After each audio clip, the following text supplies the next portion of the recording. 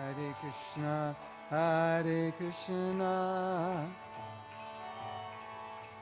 Krishna Krishna, Hare Hare, Hare Rama, Hare Rama, Rama Rama, Hare Hare, Hare Krishna, Hare Krishna, Krishna Krishna, Hare Hare, Hare Rama, Hare Rama, Rama Rama, Hare Hare,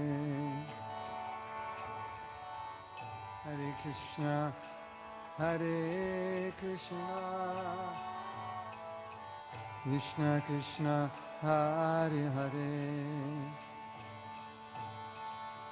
Hare Rama, Hare Rama, Rama Rama, Hare Hare,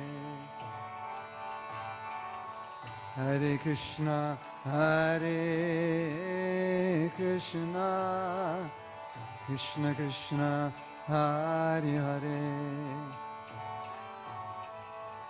Hare Rama, Hare Rama, Rama Rama, Hare Hare,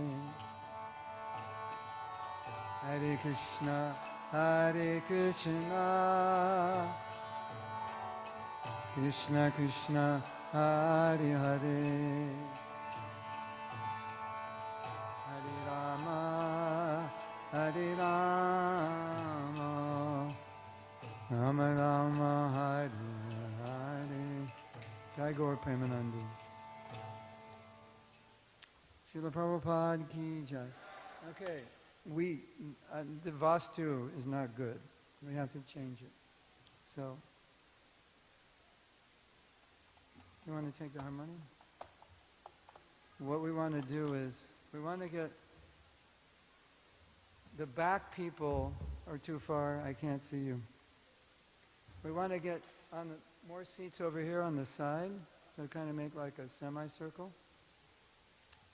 And I can't stand sitting up here. I feel so weird. So if we can move this back, I'll sit down here. That's possible? It's not that heavy or what? Stage one? I want to sit on the stage. Okay. So we have to move it back a little. That's okay. We'll just move the chair. So, yeah, you can come all the way over here.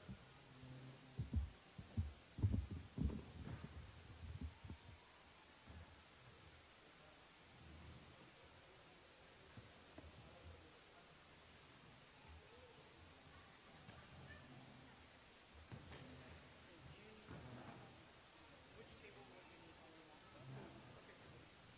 I only need one.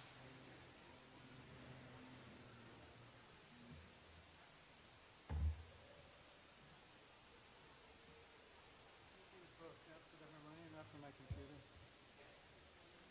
Ah, okay, much better. Hare Krishna.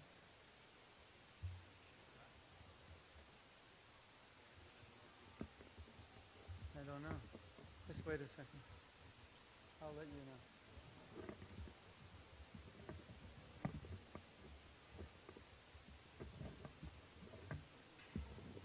Yeah, in a second. Wait a second. I'm completely in control. I do this all the time. I just have to, everything has to like be right. Then we'll do it. Okay. I hate introductions. So I gave him a short introduction. No. Say it in Hindi so I don't have to understand it.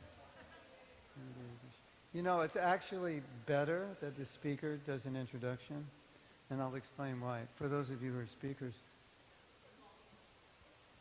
because there's nothing in that introduction that says anything directly about my qualification to teach this workshop.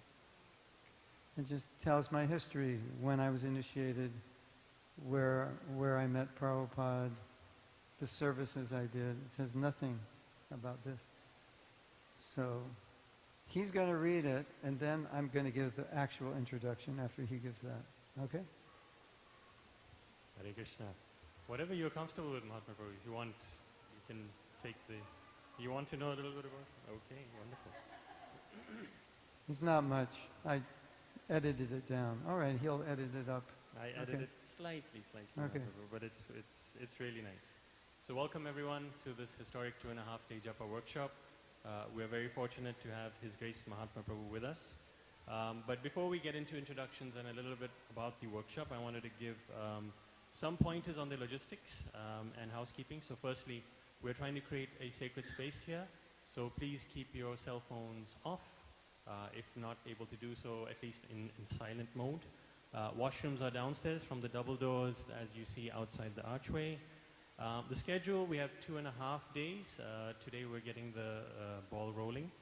The workshop will wrap up around 9 p.m. followed by takeout prasadam.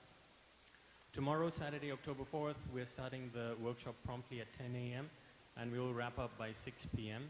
And Sunday, October 5th, the final day of the workshop will start at 10 a.m. and we will conclude the workshop at 4 p.m. And you're thinking, how can I sit here all day? It's going to be torture. Don't worry. By the time it's 6 o'clock, you'll say, where did the time go? I'm not going to be lecturing the whole time. We're going to be chanting, we're going to be reflecting, discussing. For those who have previously attended the workshop, they have mentioned that it is life transforming. It is life transforming. Oh yeah. So at least Japa transforming, Japa and that transforming. will transform your life if you transform your Japa. That's right. So during this workshop, we'll gain various insights on how to improve our Japa, deepen the intimacy with the holy name, overcome inner obstacles, and integrate chanting into our daily lives. But now about our esteemed guest, His Grace Mahatma Prabhu.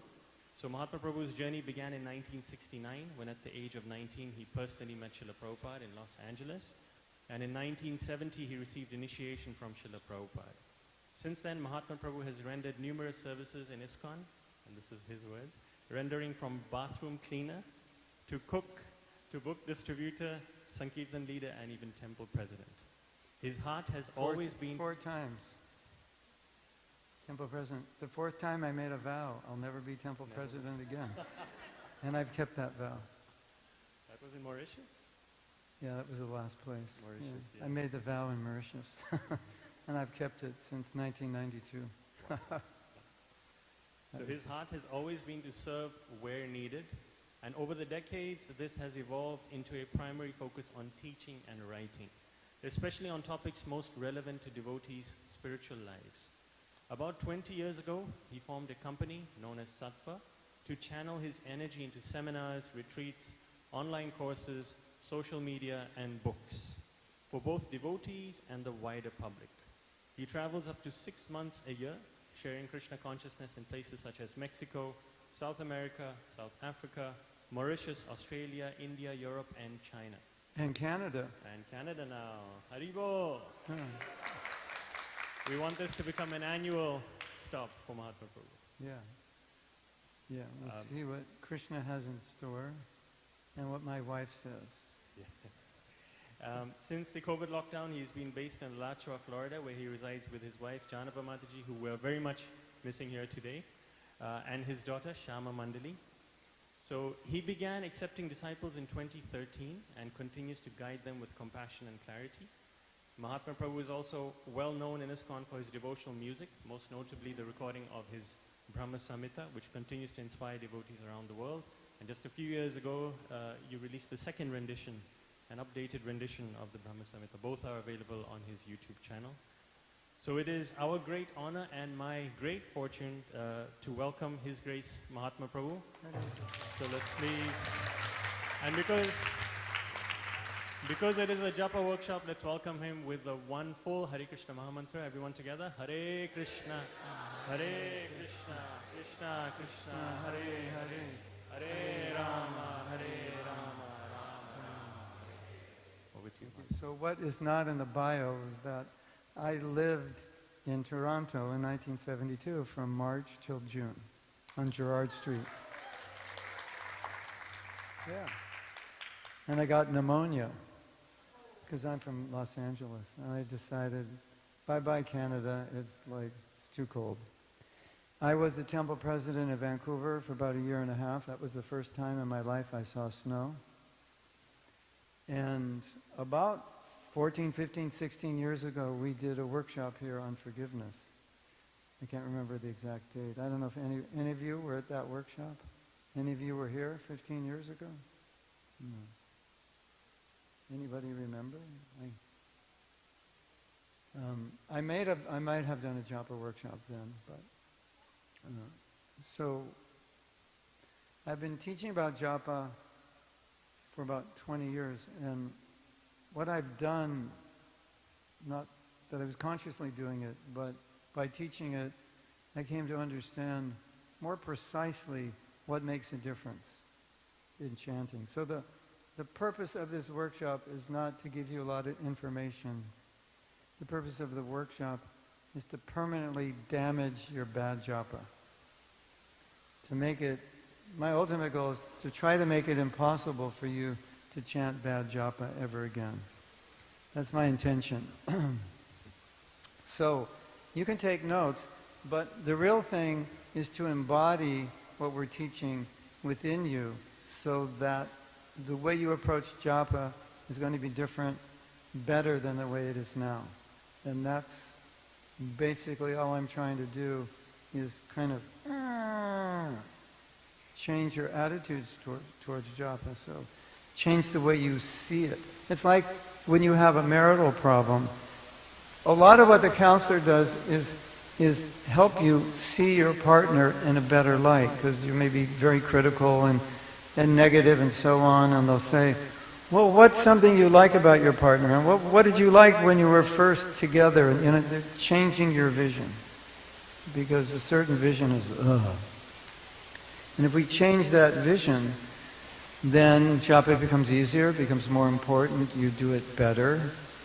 And basically what I'm going to do, I think, for most of you is how should I say, what's the word? I'm going to, what? Reinvent, maybe. I'm going to, that also. I'm going to change the way you see it. Like I'm going to alter your vision of japa. It's like yeah, that's what I want to say. It sounds like I'm proud, and I am, but I'm not trying to be. I'm going to help you alter your vision of japa so that you're going to hopefully see japa in a different way, in a way you've never thought about it, or maybe you thought about it but you didn't embody it, and awaken you. And just my experience from doing this, many people say, well, I don't even know I was supposed to chant like that. Nobody told me. And today I was listening, I was doing some study, and I was thinking, there's so many things in our philosophy we don't get. It's like it's just kind of floating here, but it's not coming into our life, we're not becoming it. And so we hear a lot of things about japa, but unless we embody it deeply, it doesn't resonate deeply, and it doesn't change us. So now we're going to do something extremely depressing. Not for everybody, but maybe for some of you. Yeah. Well, it'll be depressing for everyone when we get the results. I would like you to grade yourself on your japa, and I'll tell you how to score yourself. 5 is not good, and 5 is not bad. 5.9 or 5.1 or above is good. 4.9 or below is bad. 1 is really bad. 10 is really good. If you're at 10, you're probably chanting 192 rounds. And if you're at 1, you're struggling to chant 1. And you probably put your bead bag down before you finish the first one. If you're at 5, it's like you finish your rounds and I say, how were they? And you're like, If you're below 5, it's how were your rounds? Not so good. Above 5, how are your rounds? Pretty good. And so, look at it this way. You can be thinking about that number. It's not, thank you, Prabhu. Hare Krishna. It's not, you're not going to have to tell anybody this number. I mean, you could if you want. You don't have to. It's just for you. So I'm going to keep talking a little bit so you can kind of understand. If I ask you, if the way you have been chanting your rounds, let's say the last 6 months, if you continue chanting like that every day, will that be good? Or bad? Or really bad? Or really good? So that's how you give yourself a score. Like, when you finish your rounds, do you feel like this, if I chant like this every day, I'm going back to God in this lifetime, I'm going to end up loving Krishna, I will be so attracted to Krishna in devotional service and so detached and pure? Or is it like, I'm not sure. So that's how you score yourself. And this is just for you to analyze. Now here comes the depressing part. We're going to do a survey. I've done this survey like 50 times. I already know the results. You're a random sample that will be the same. I would like everyone to close their eyes because I'm going to ask you your score and I don't want you to be embarrassed. So, can you all close your eyes so you won't see anybody? Close your eyes, please. So, raise your hand if you're out of 5, like right in the middle, out of 5. Okay. Raise your hand if you're below 5. Okay. Raise your hand if you're above 5. Okay. Very good. Thank you. Okay, you can open your eyes. So I have to do some math in my head. I would say we're at like, yeah, maybe 80% below 5 and then 12% at 5 and 10%, 8% above 5. So why I said this is depressing is because chanting Hare Krishna is the most important activity in our lives. It's the most important activity in this age. It's the most important activity in Kali Yuga. And it just shows how difficult it is to chant well, doesn't it? And this is, you're just on par with the average. The average devotee in the Hare Krishna movement, chanting is below average, below par. That's sad, isn't it? What does that mean? Does that mean, one thing it means is definitely is Kali Yuga, that it's not, it's not like we just sit down, 64 rounds, get up at 2 a.m. and then go to work at 10 o'clock. That's not what we do. It's a struggle. So, one thing that's really good to do is when you chant, every once in a while, just check in and ask yourself, what's my number? Because it should be 5.1. 5.1 isn't that great. It's just not bad. 5.1 is the first step of not being bad. But you really want to be about 6, which was, I say, is the beginning of good. Right? If it's worth doing something, it's worth doing it well. So this is really important. Okay, so you won't remain depressed forever, don't worry. We're going to change that number. We're going to work on changing the number.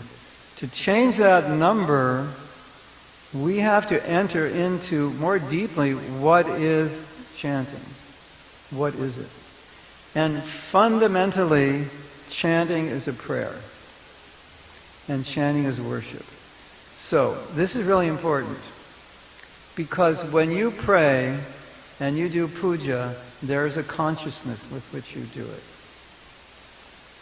When you go on the altar, you say prayers before you go on the altar. For those of you who don't do puja, at least in the temple, there are prayers we say to prepare ourselves to go on the altar. Because we're going in Krishna's room. That's not, you just don't go in Krishna's room. just jump, Haribol, Krishna, you don't do that. You prepare yourself. When you go in the temple to pray, it's not the same consciousness you're in during the day, right? Prayer consciousness is different, right? Puja consciousness is different. Now I'm going to do something really funny, and you will get the point. Can I borrow someone's phone? Okay. Tell me what you think of this. Prabhu, can I call you back later because I'm busy? Yeah, I'm doing puja right now. It's hard to concentrate if I'm talking to you. I know it's important, but I think it would be better if we could talk later. What do you think?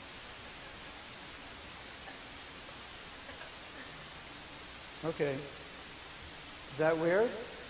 Have you ever seen anyone do that? Have you ever seen anyone do this? Oh, yeah. And so many people who visit here, they come in the temple, and they're like this. They're really, really, they're in a different space when they come in, isn't it?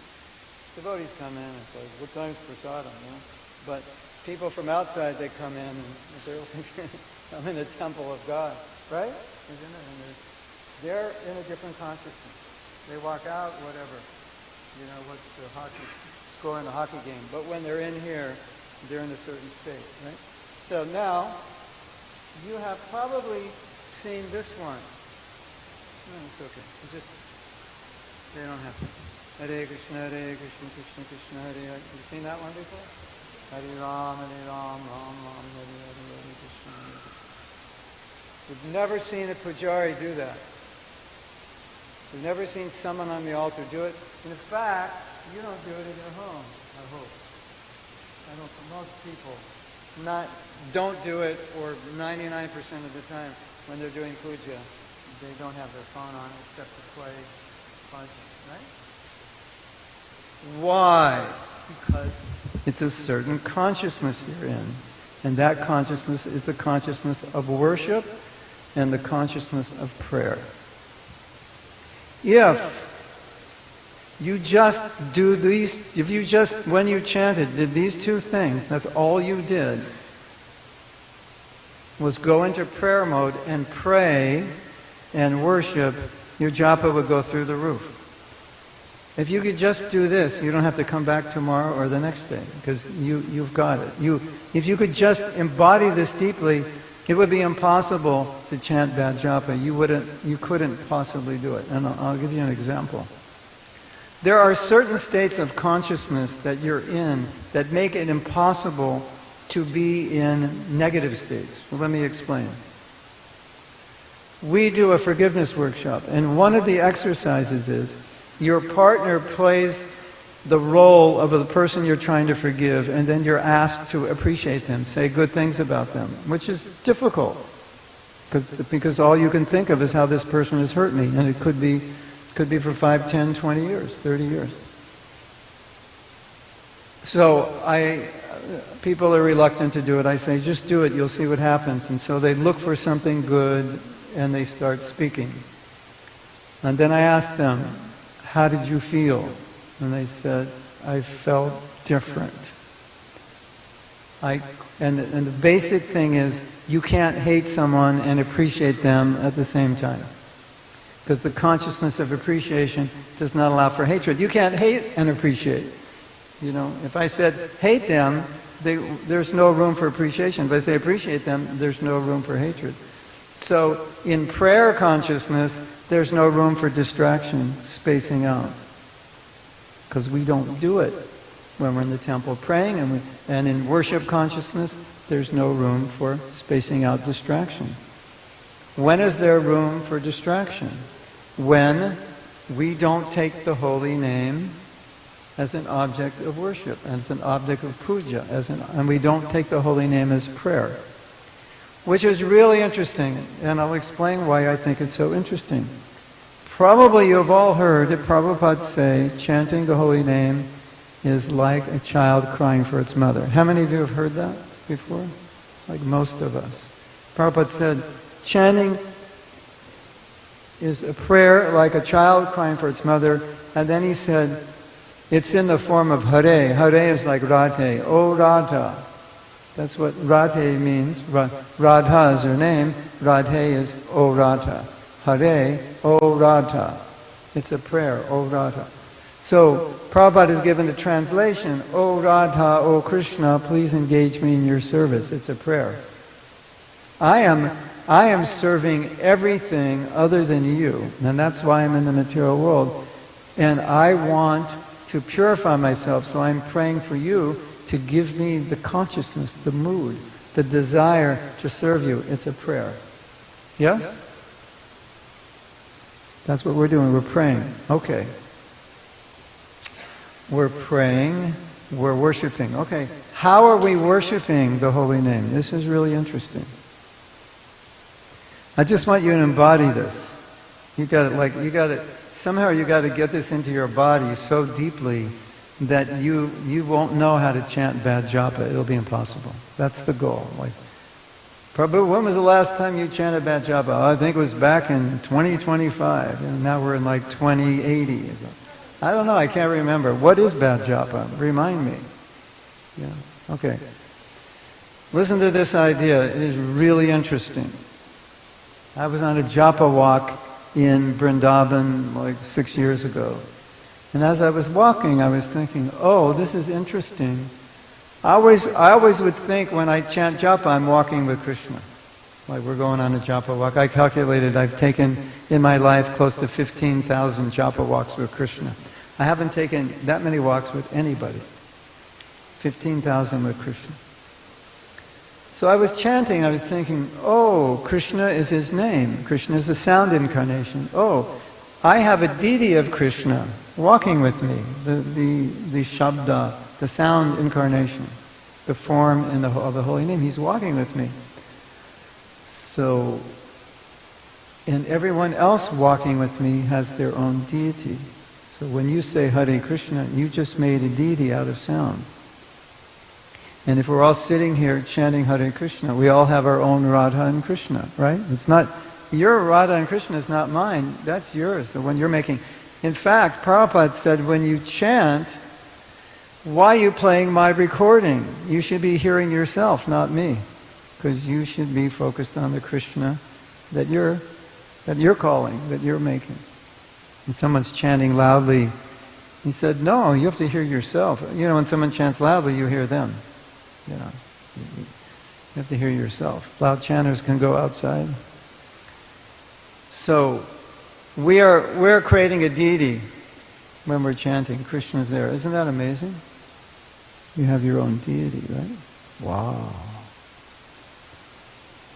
You can all say, wow.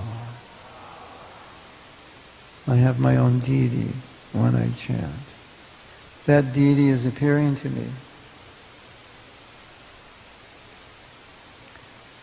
That's why, if that deity is appearing to you, what are you supposed to do now? Check your phone?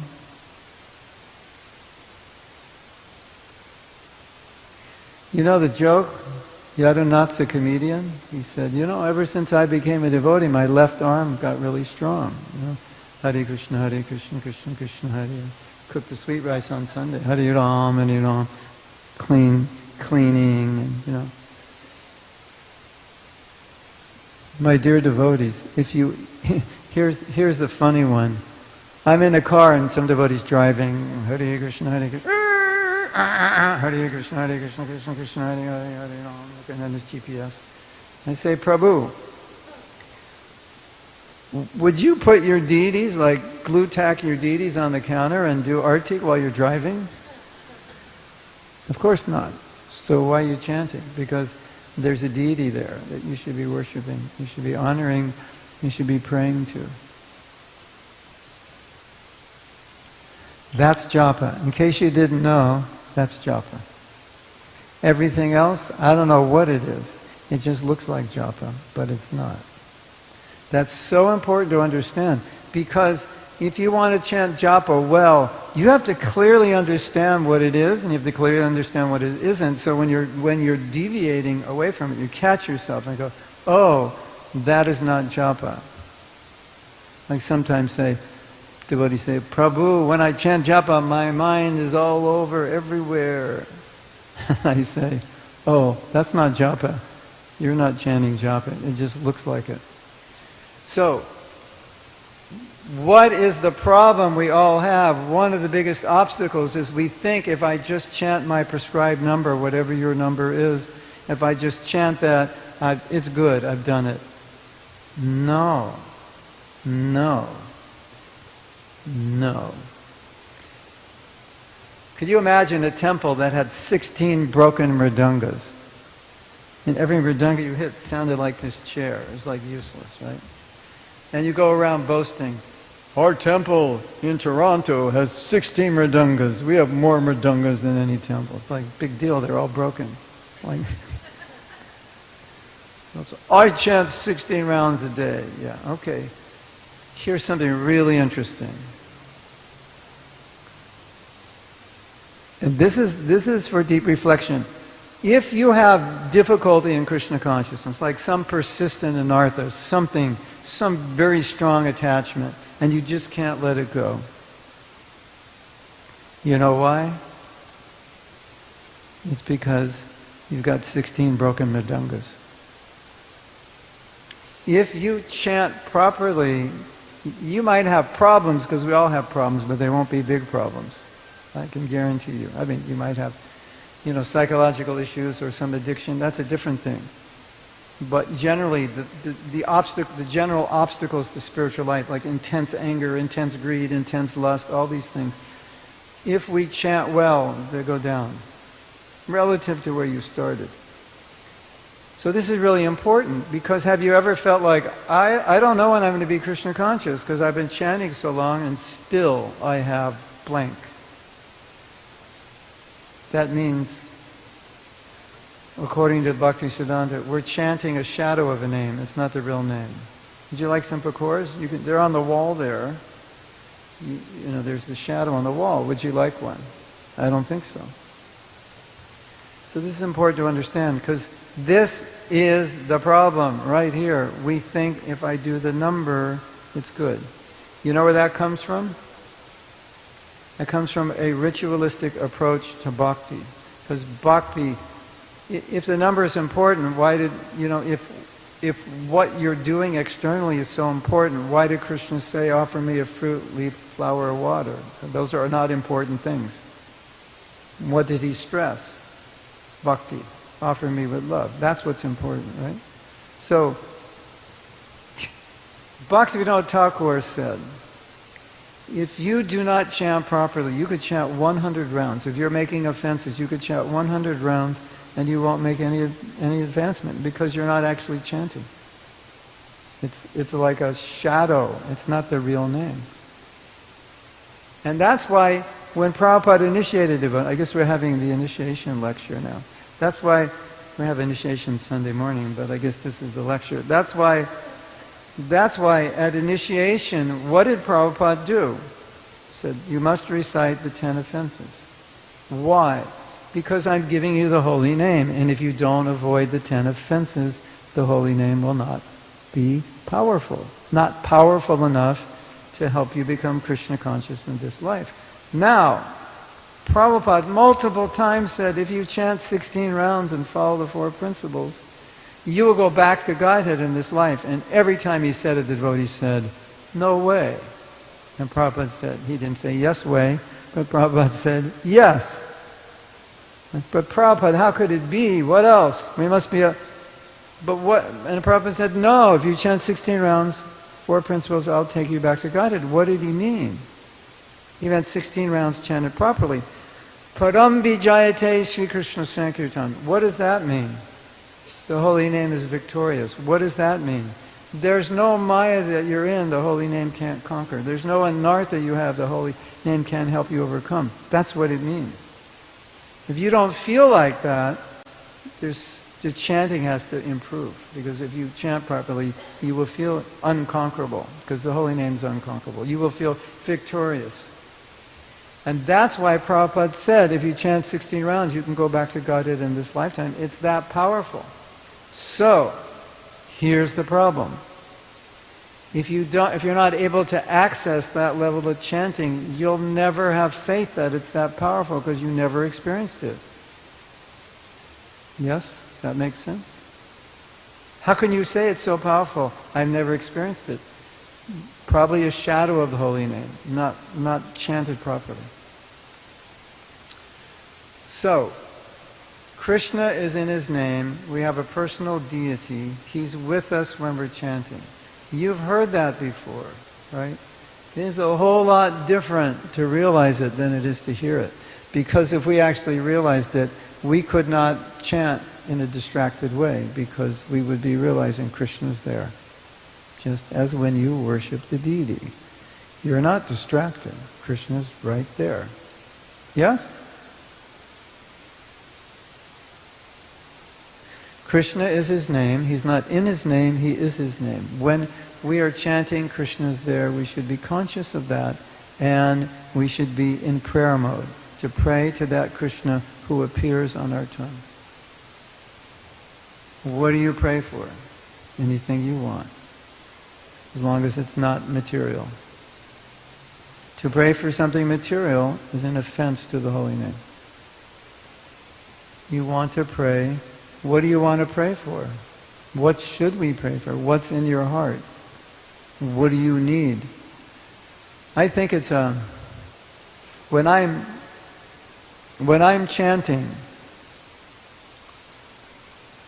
and I'm conscious that Krishna's there, my first thought is, oh, this is good.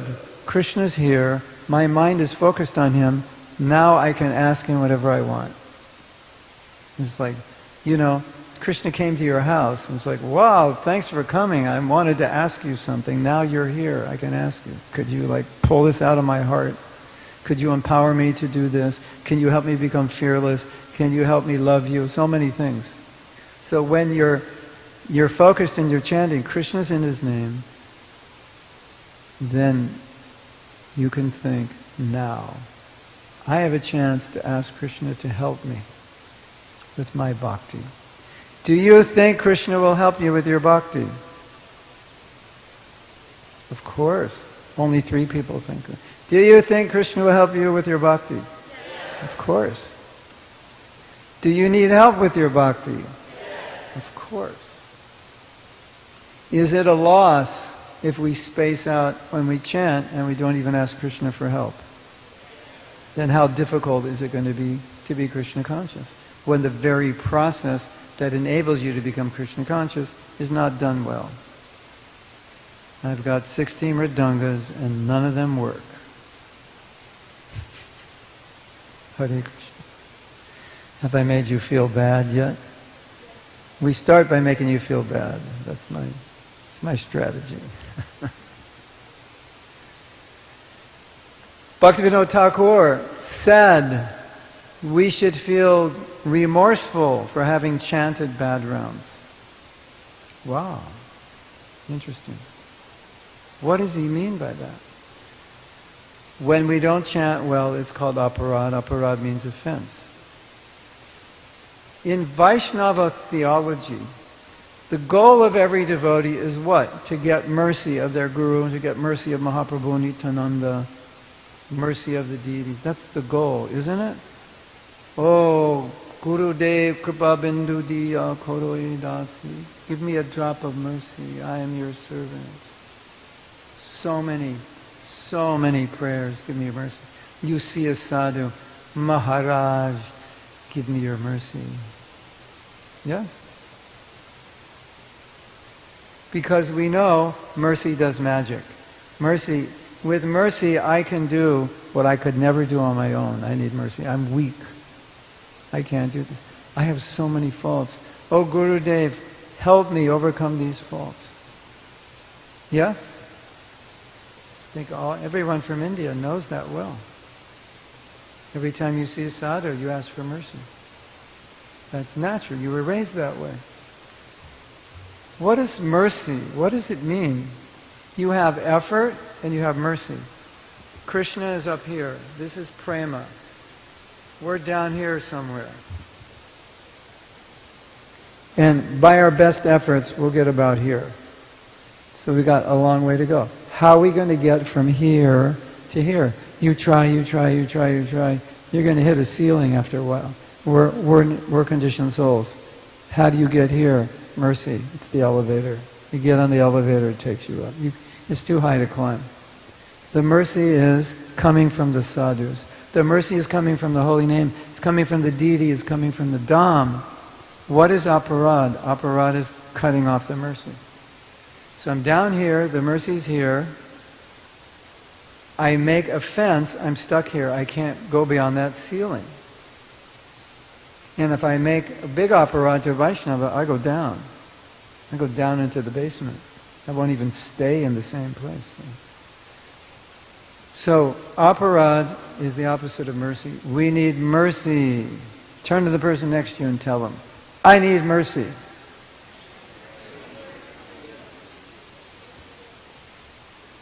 Turn to the person next to you and tell them, you need mercy.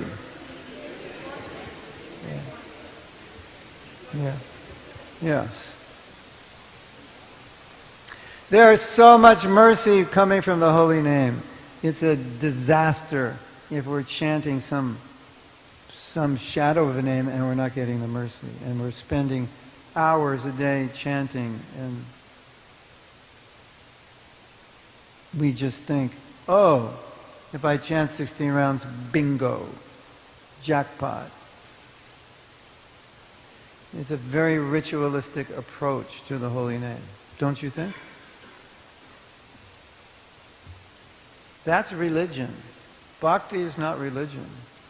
That form of religion is, you do the ritual, then it's bingo.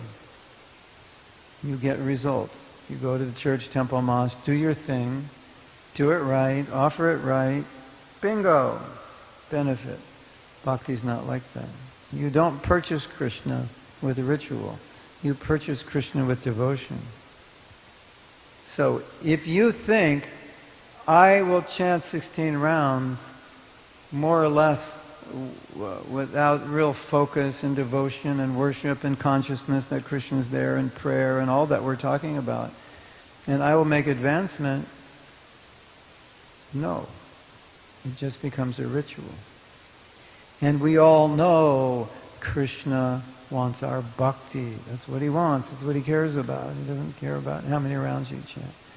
One time, a devotee, a foolish devotee who was a former disciple of Prabhupada, went to Radha Kund and they told him in Radha Kund, you have to chant 64 rounds, otherwise you can't be Krishna conscious. And he wrote a letter to Prabhupada, said, my dear Srila Prabhupada, you have to chant 64 rounds a day or otherwise you can't be Krishna conscious. And Prabhupada said, you cannot force Krishna to give you love. It's not like that. By a certain number or ritual. It's not a bingo process. You know. If I just chant enough, it's like I'm playing the slot machines, I'm bound to win. It's not like that. So Krishna says, Patra pushpam palam toyam, leaf, flower, fruit, or water. So, I say leaf, flower, fruit, or water, and nama.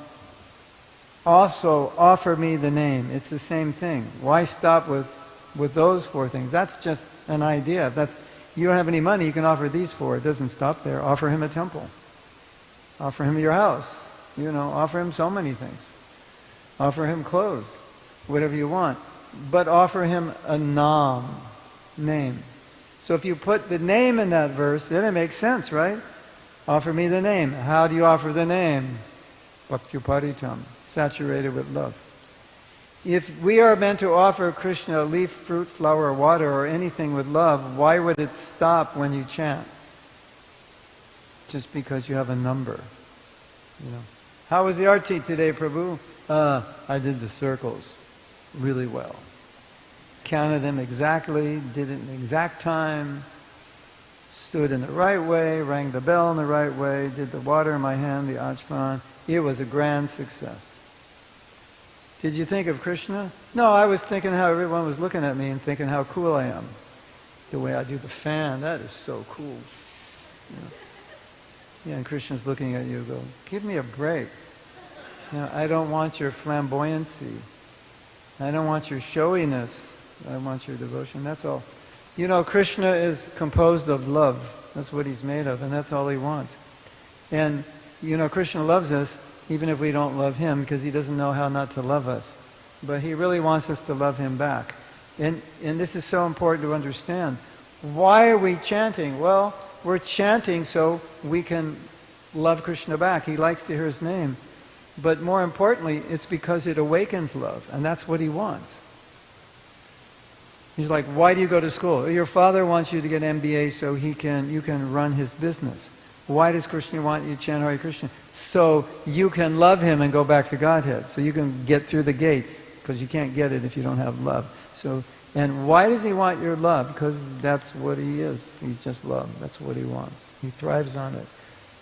That's who he is. Rasa Vaisa. That's Krishna. Love. He exists with love, right? It's really important to remember. This is all Krishna wants. If all Krishna wants is love, he doesn't want your 16 schnick-schnicks wom-woms. He doesn't want your 16 distracted mantras with no fear. Sometimes devotees say, Prabhuji, when I chant, I don't feel anything. Not good. The Krishna, the Supreme Personality of Godhead, has appeared on your tongue and you don't feel anything? I don't think he's appeared. Think about it. How could you not feel anything if Krishna appears? That would be like impossible, wouldn't it? Yeah, if you told me, Prabhu, I had a dream last night of Krishna. How was it? And you said, I didn't feel anything. You think like, huh? You had a dream? Are you sure that was Krishna? Oh yeah, that was Krishna. You didn't feel anything? You ever had a dream of Krishna or Prabhupada or your guru? You feel something, don't you? It's like, wow. You wake up like blissful. So, if Krishna is in his name and I feel nothing, he is in his name as a tattva. That doesn't mean you have any appreciation of it. The deity, Krishna is the deity. You may not see that. It doesn't mean he's not there. It doesn't mean Krishna is not in his name because we don't experience it. Right? Does that make sense? Yeah. So, if we're chanting and we're not feeling, that means we're not chanting properly. Because if we chant properly, you will feel. But another point is, you have to put feeling into it. So if you say, I don't feel anything, hello, Prabhu. You ever think about putting feeling into it because you don't feel anything? I mean, it's kind of a self-disclosure to say, when I chant, I don't feel anything. That means I don't put any feeling into it. I'm just chanting to get it done. How come you're chanting? I made a vow. It's like, those marriages where the husband and wife don't talk to one another. They haven't, they tell their kids, tell your mother I'm hungry. It's like, so, congratulations, you didn't get divorced. So it's something like that. It's like, congratulations, you chanted 16 bad rounds your whole life. I mean, I think that's admirable that you kept your vow. You just didn't get the benefit of chanting. You got the benefit of keeping your vow. So here's my little joke. You know why you're at this Japa retreat? Because last life you went to a Japa retreat and you didn't apply it. So you had to come back. So now, whatever I'm saying, just get it deeply inside of you. I'm only describing to you what all the acharyas have described, what all my God brothers experience when they chant, when anyone who's been around, who's elevated their chanting understands. And the problem I think we're all aware of is that when you do kirtan, there's so much emotion in kirtan and there's so much support from the audience that it's just so beautiful, right? You don't have to do anything. It's there. You feel ecstatic, you want to dance. It's a social environment. And then so many devotees will say, I love kirtan, but I don't like japa. Have you heard that one before? I love kirtan, but I don't like japa. Yeah. Of course, my sarcastic joke is, Prabhuji, it's the same mantra in case you didn't notice. Right? The thing is, it takes effort in japa because it's much easier to space out when you chant japa, isn't it? Because we don't realize Krishna's in His name. We have to make an effort to realize it, to open our heart. We have to be conscious. We have to be trying to do all these things. And then He reciprocates. But in Kirtan, it's just like, it's so easy to open up. But the difference is, I think a lot of you don't understand how special japa is because you never had it really a good japa. But what japa is, it's personal and private. So you're in the kirtan, it's all ecstatic, and Krishna goes, "Shh, you want to go up to my room and talk?" What would you say? "No, I like the kirtan, it's nice." No, he's like, "Wow, that's different. We can go alone and talk." So every morning you can be with Krishna. If you focus, if you remind yourself, "Krishna, you're in your name. I want to approach you in your name. I want to honor you in your name." If you remind yourself, and you go into prayer mode, and you stay in that consciousness, and when you get out of it, you go back into it, you remind yourself, you'll have amazing experiences. Guaranteed. Amazing. Just one-on-one. Okay. I'm not finished with you yet. I still have to harass you a little more. This is all foundational to what we're going to be doing this weekend. But, tomorrow morning you have homework. And your homework is to apply everything you're learning tonight in your japa, to make an effort to chant amazing japa, like off the charts, better than ever. That's your homework for tomorrow. So the reason we start on Friday night is so that you can chant good japa. Because if I don't do this on Friday night, Saturday morning you'll come in the same japa you've always chanted. But now you hopefully will come in at least with an effort and some experience, maybe some better, some worse. And I just want to make a disclaimer. Whatever I'm saying, it's not like absolute, you have to do it. You just take it on board and see what resonates with you. Because one thing I said might be enough. You go, wow, that just hit me. And everything else is like, I don't need it. This one includes everything. So here's another one. We've got Krishna's in His name, and I believe, oh, this is really interesting. Bhaktivinoda Thakur said, if there's an offense called inattention, which basically means lethargy, distraction, and apathy. You know, should we demonstrate inattention? You've seen it before. I like to act. Here's my big chance. I like Sankirtan because I used to act on it. You know, but this is what lethargy looks like. Hare Krishna, Hare Krishna, Krishna Hare Hare Ram, Hare Ram, Ram Ram, Hare Hare. The mother says to her kid, her 10-year-old boy, "Can you clean up your room?" And he said, "Do I have to?" Did you ever chant like that, 10-year-old boy?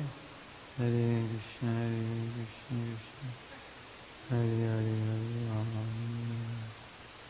Hare Hare. That's apathy, isn't it? And then distractions. Hare Krishna, Hare Krishna, Krishna Krishna, Hare Ram, Ram Ram,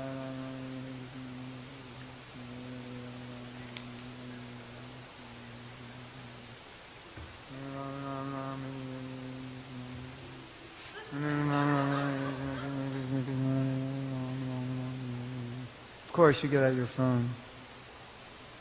Worst enemy to japa is your phone. You should be on the roof while you chant. They have a box, you know, it's got a timer, you can lock, the box locks. You can't open it until the timer's in. Just put your phone in, get a box, put your phone in. Your japa immediately go up 50% just by that, right? Lethargy.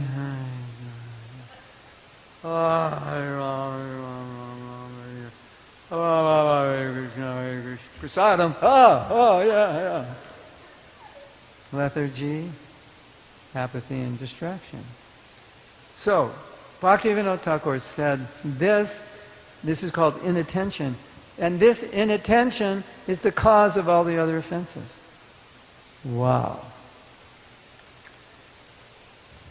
When I first heard that, I said, how is that? And then I realized, if Krishna's in His name, and you're conscious that Krishna's in His name, how could you be inattentive? And if you're not conscious, like in this example, did I look like I was conscious that Krishna is in his name?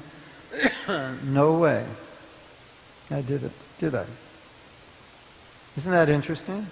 If I am just conscious that Krishna is not in his name, Krishna is his name. If I'm just conscious that Krishna is his name, if I'm reminding myself, Krishna, you are here. I don't even realize you're here, but I'm reminding myself, Prabhupada said you're here. And I practice chanting, respecting you, that you're present here. I honor you, I worship your name. I pray to you in your name. I just keep reminding myself. You know what happens after a while? You program that in as a default. That's just how you chant. Because right now we all have a default. And if that default isn't good, that's a problem. Right?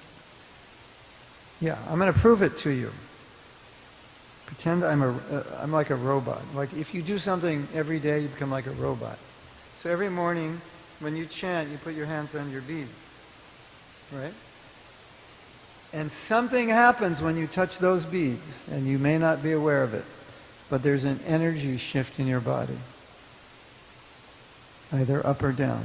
And if you don't like to chant, there'll be a negative energy. Your energy in your body will go down. And your mind will start saying things, consciously or subconsciously, kind of like, complaining, like a little kid has to eat his spinach and he doesn't like it. Your mind's going to do that. Yes? One time I was chanting and my rounds were so bad the day before, I put my hand in my bead and I was like, oh no, I don't want to do that again. It's like, oh no, I have to go through this. I have to control my mind for 2 hours. Oh no, this is horrible.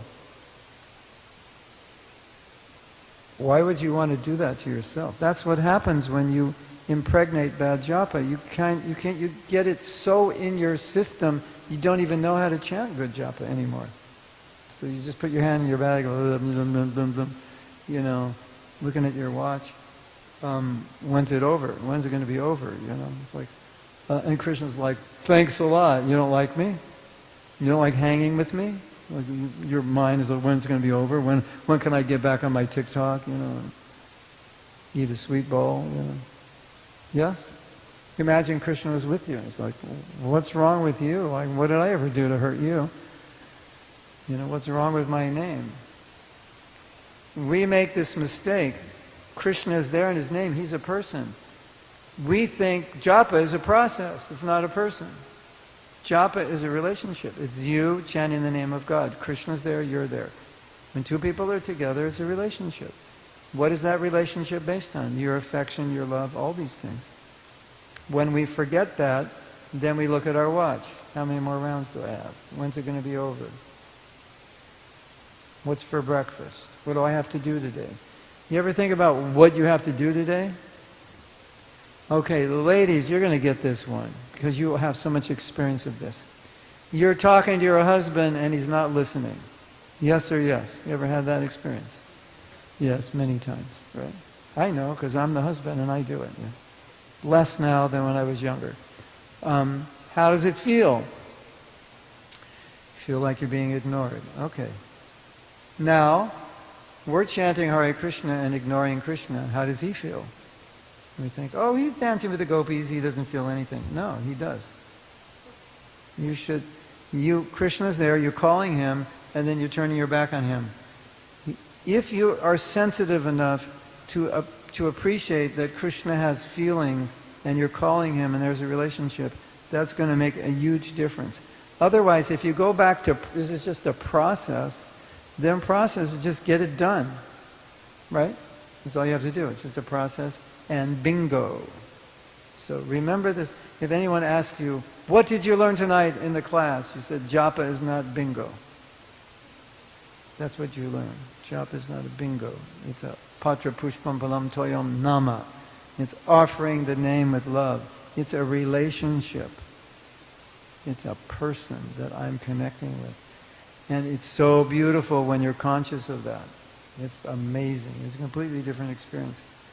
So, another important aspect is appreciation of the holy name.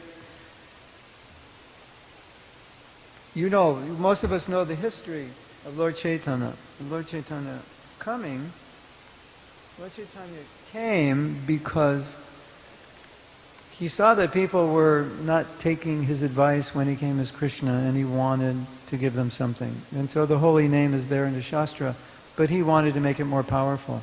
So he decided, we're going to add some ingredients to the holy name. We take the Hare Krishna mantra, we're going to mix it up with a little prema, a little Braj Bhakti. You know, this is Kali Yuga. These people with the ordinary holy name, they're not going to get it. We need something more. This disease, they're in like 12th stage cancer. You know, they're really bad. We need something powerful. So he mixes prema into it, and so that anybody who chants the holy name can get prema. And all you have to do is chant. You don't have to do some big austerity. 4 Rigata principles, which historically was just considered moral activity that everybody did, not like a big thing, right?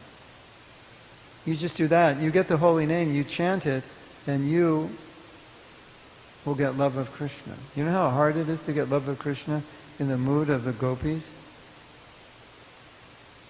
It is pretty much impossible. But Mahaprabhu comes in Kali Yuga. And in one lifetime, if I take the holy name properly, I can go back into Krishna Lila. That's amazing, isn't it? I mean, one lifetime is not long. How long have we been in the material world? A long time. Yes? So imagine forever, if you can. Try to imagine forever. Now, we could be at the end of forever in this material world. Like we've been here so long in so many bodies and suffered so much. And we are on the cusp. Mahaprabhu said, okay, well, Prabhupada said, okay, 16 rounds, 1 lifetime, 4 principles. You could actually be dancing with Krishna 10, 15, 20, 30, 40, 50 years after unlimited lives in the material world. That's amazing. And not only is it amazing, but you'll go right to Krishna Lila in Vrindavan. That's crazy, isn't it? So that's the gift of Mahaprabhu. You don't have to be a Brahmin. You don't have to be anything. It doesn't matter what you've done, where you've been, where you're coming from. We will give you the holy name. If you take it properly, try to avoid the fences, try to follow principles, you can get love of Godhead in this lifetime. Turn to the person next to you and say, Prabhu, that's amazing.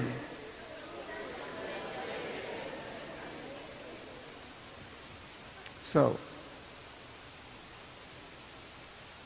I have a story. It's a beautiful story. Would you like to hear it? Some of you know I had an operation exactly like 12 months and 1 week ago. This was, on October 5th I got out of rehab. So it's like my anniversary of after the operation. I had a heart surgery.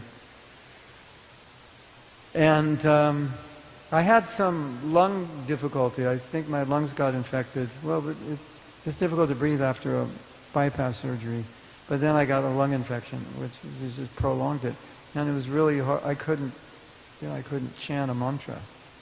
Hare Krishna, Hare Krishna. That was like it. It was all the breath I had. What to speak of having no energy.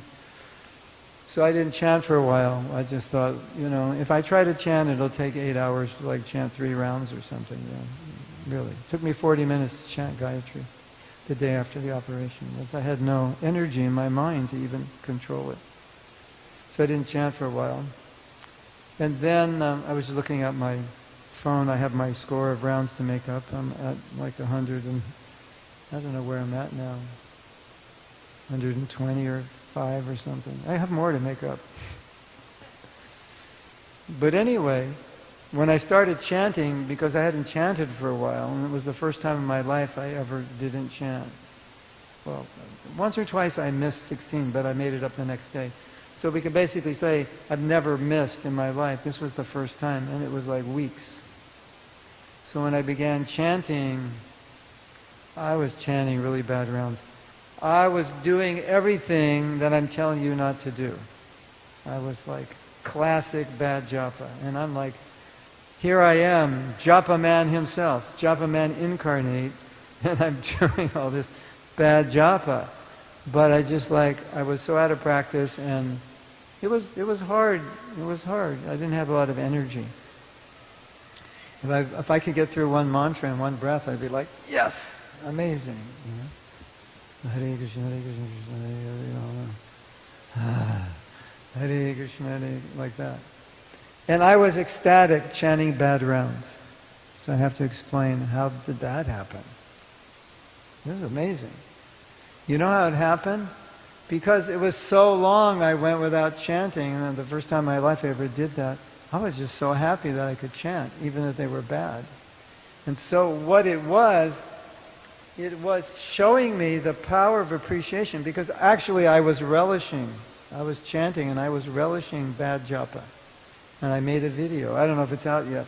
I made a video called Relishing Bad Japa, because I was so appreciative that I had the holy name, that even though I wasn't chanting well, it was sweet. Isn't that interesting? Yeah. So, appreciation.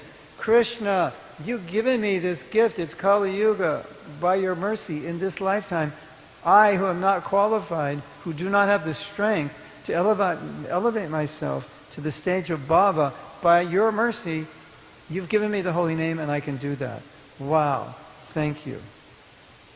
So, this is what I recommend. Tomorrow morning, I would like you to meditate on how fortunate you are to have the holy name. There's a lot of people in this city. How many? 6 million? Anybody know? Only 2.5? No, there has to be more than 2.5, because when I came back on the freeway, the 2.5 million were on the freeway.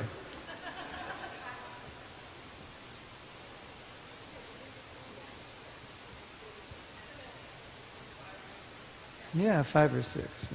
Yeah. 2.5 are on the freeway at all times, and the others are walking around somewhere. Yeah. So we'll just say 5 million. It sounds good.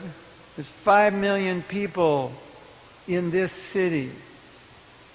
And there's, I don't know how many of you are here, 50? 50 of you are here. Turn to the person next to you and tell them, you are the most fortunate person in Toronto.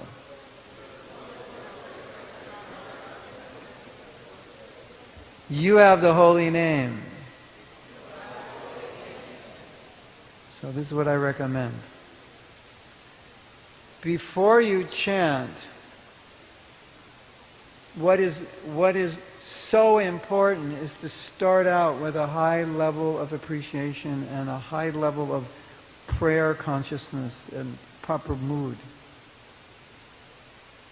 So to create that mood, I recommend always begin by saying, thank you, Krishna.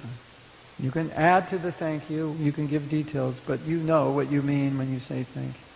Thank you, Krishna, for giving me the holy name. And thank you for allowing me to chant and not kicking me away. That starts appreciation. It's so beautiful. Appreciation is so powerful. Because all that distractive chanting, what is it? No appreciation.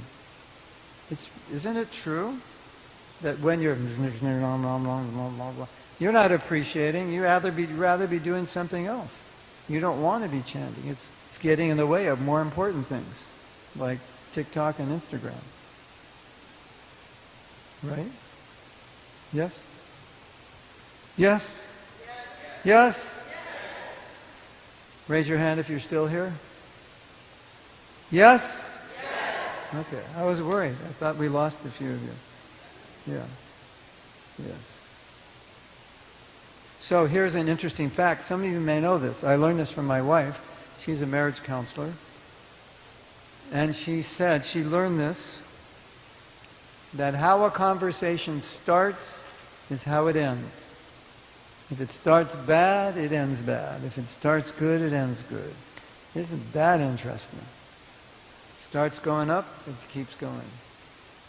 You stupid idiot, I can't believe you did that. What is wrong with you? Oh my God, can't you get your act together? How's that conversation going to end? Pots and pans flying over the house, right? Honey, you're amazing. You are fantastic. You're the life of my life. I just wanted to talk about one thing. Maybe, we could talk about it. What do you think? Yeah. I mean, I appreciate you so much. But is it possible you could do this? Where's that conversation going? It's going up. Yes. So, here's your choice tomorrow morning. You have two choices. Choice number one, you put your hand in your bead bag. Choice number one is, ugh.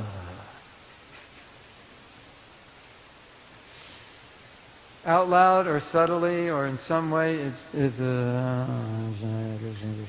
or you have choice number two, thank you, Krishna, for giving me the holy name. I am the most fortunate person. I am so grateful. Hare Krishna, Hare Krishna.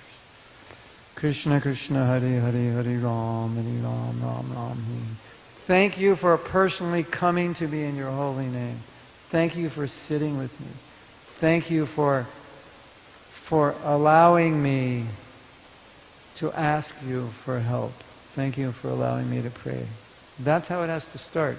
And if it starts that way, it's going to be good. And I can't guarantee you it's going to stay that way, but if it goes bzzz, it comes down, just stop and start it again. So that was a mouthful. And do you want to take a break now, or do we go till 9? Just like, you need to stand up? Yeah. So why don't you stand up? Buy all my books while you're standing up. I have 2 Japa affirmation books, and yeah. At least you should get these 2. I wrote number 2 10 years after I wrote number 1. I didn't know there would be a number 2. Number 2 is, like, number 1 is really good, but I think number 2 is off the charts. It's hard to say that and be humble, right? But I'm just trying to be honest. Yeah, we have a book on self-care, we have a book on marriage, and we have 2 books on living the wisdom of bhakti. Of course, they'll be here all weekend. So let's meet back at, we can take a break for 12 minutes and we'll meet back at 8 o'clock. Yeah, we'll continue at 8 o'clock. Hare Krishna. Thank you very much.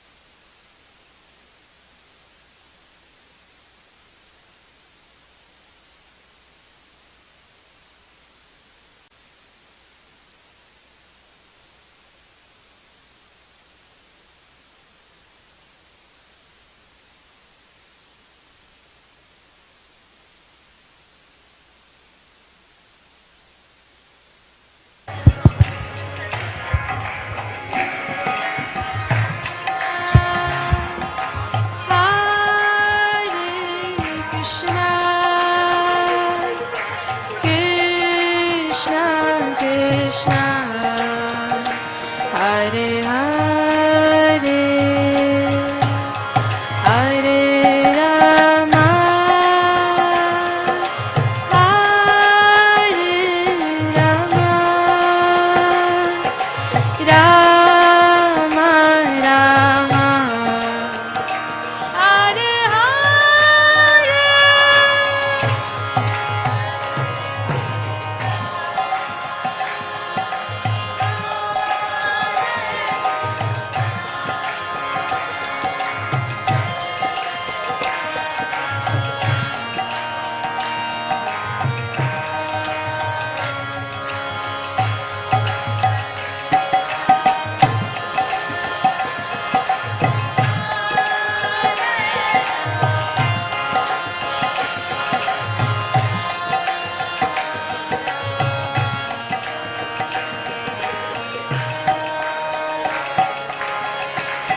Hare Krishna, Hare Krishna, Krishna Krishna, Hare Hare, Hare Rama, Hare Rama, Rama Rama, Hare Hare.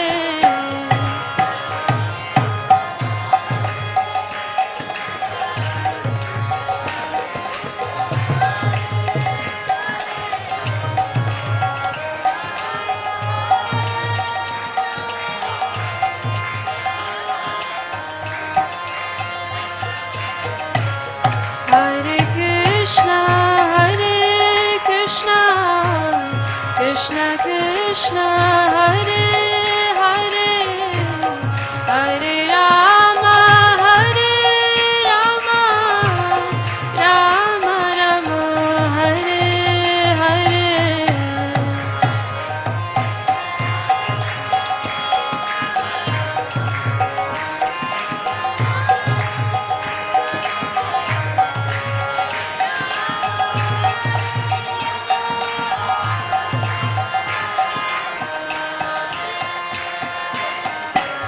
Hare Krishna, Hare Krishna, Krishna Krishna, Hare Hare, Hare Rama, Hare Rama, Rama Rama, Hare Hare.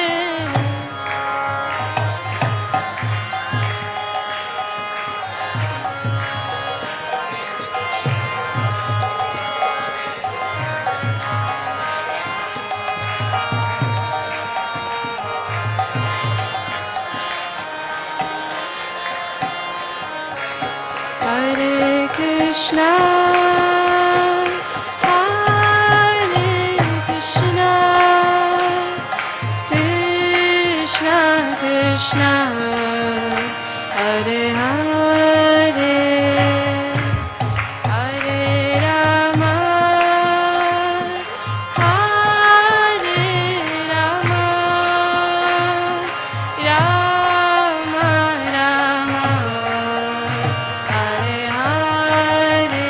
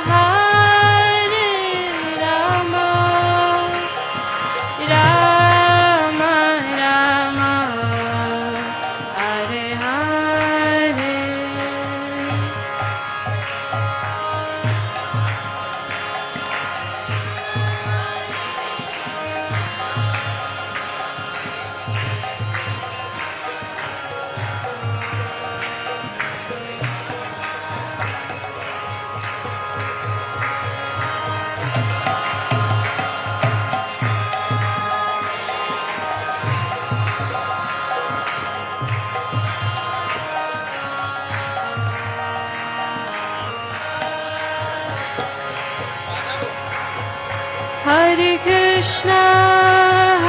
Krishna, Krishna Krishna, Hare Hare, Hare Rama,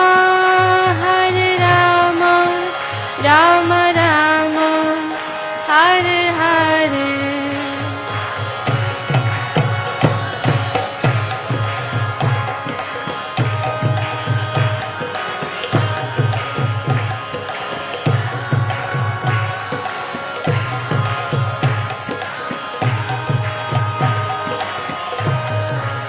Hare Krishna, Krishna Krishna, Hare Hare, Hare Rama,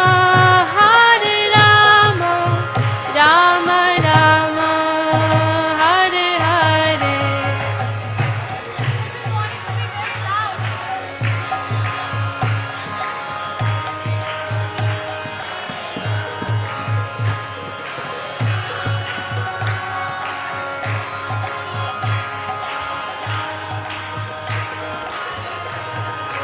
Hare Krishna, Krishna Krishna, Hare Hare, Hare Rama, Rama Rama, Hare Hare.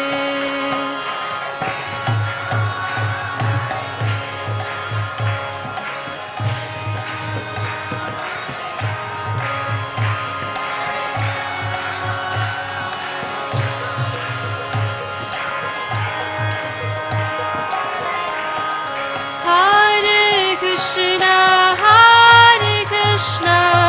Krishna Krishna, Hare Hare, Hare Rama, Rama Rama, Hare Hare.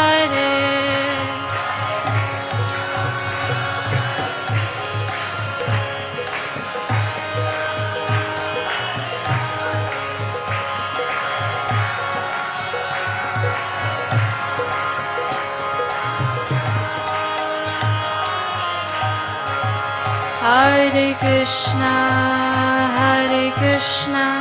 Krishna Krishna, Hare Hare, Hare Rama, Rama Rama, Hare Hare.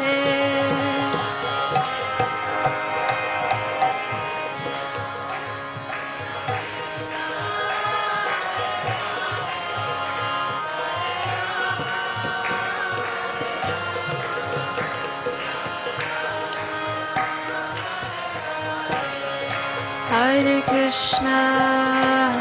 Krishna, Krishna Krishna, Hare Hare, Hare Rama, Rama Rama, Hare Hare.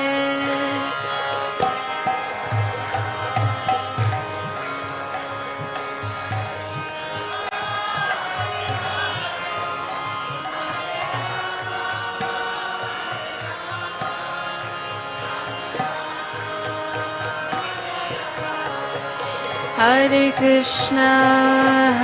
Krishna, Krishna Krishna, Hare Hare, Hare Rama, Rama Rama, Hare Hare.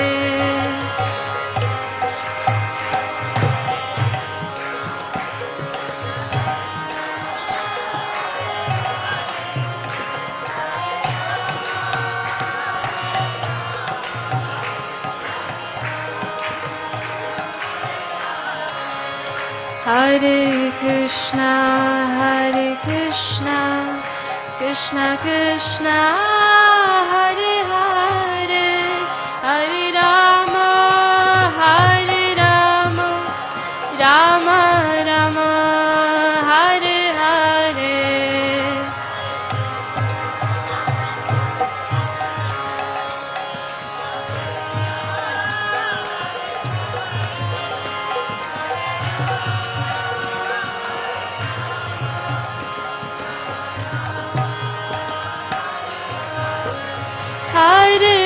Krishna, Hare Krishna, Krishna Krishna, Hare Hare, Hare Rama,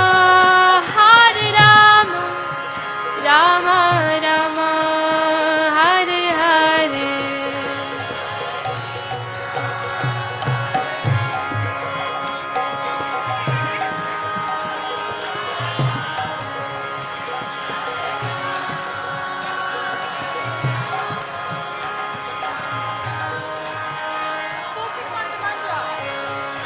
Hare Krishna,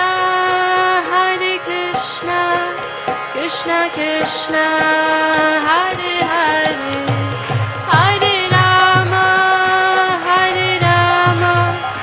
Rama Rama, Hare Hare.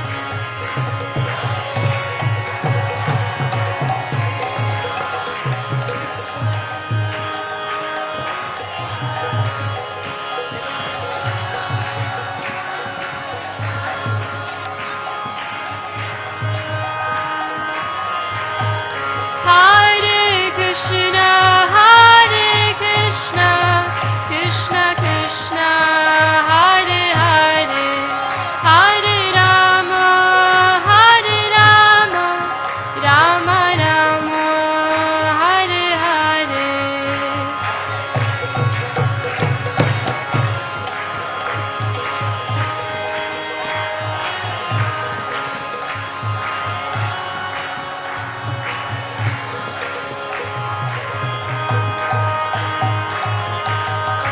Hare Krishna, Krishna Krishna, Hare Hare, Hare Rama, Rama Rama, Hare Hare.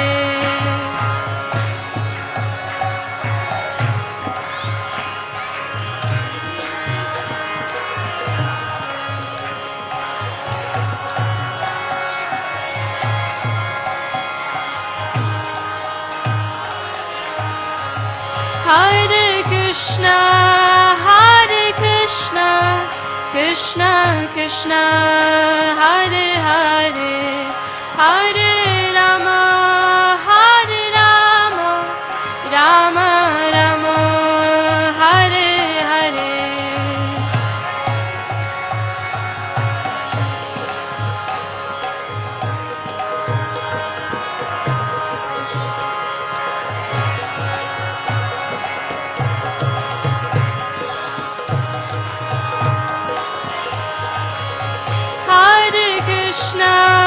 Hare Krishna, Krishna Krishna, Hare Hare, Hare Rama,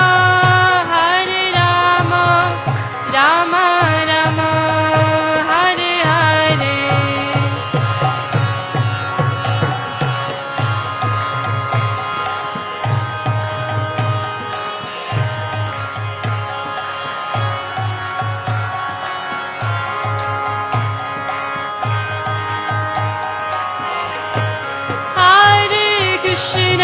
Hare Krishna, Krishna Krishna, Hare Hare, Hare Rama,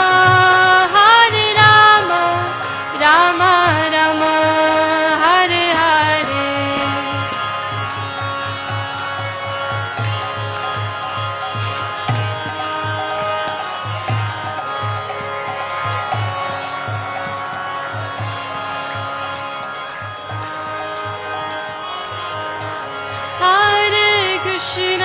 Hare Krishna, Krishna Krishna, Hare Hare, Hare Rama, Rama Rama, Hare Hare.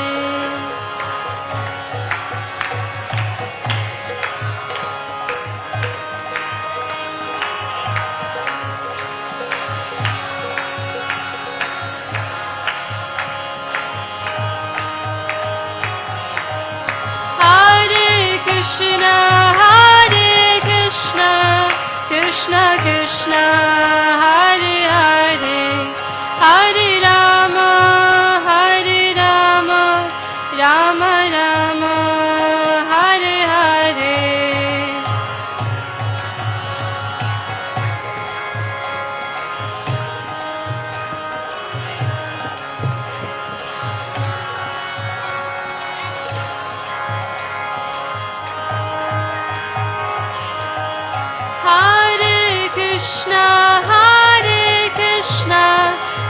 Krishna Krishna Hare Hare Hare Rama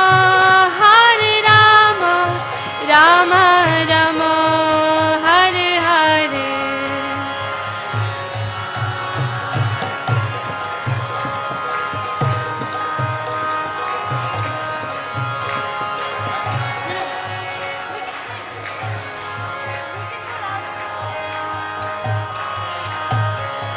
Jaya Prabhupada Jaya Prabhupada Jaya Prabhupada Srila Prabhupada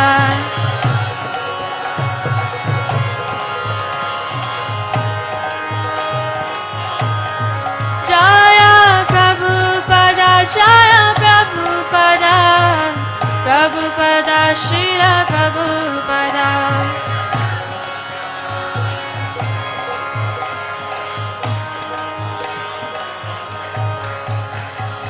Namaste Narashinghaya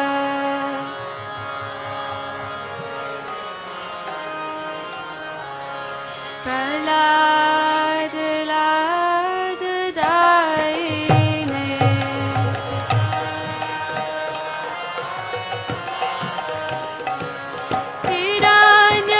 Hiranyakashi Purvakshaha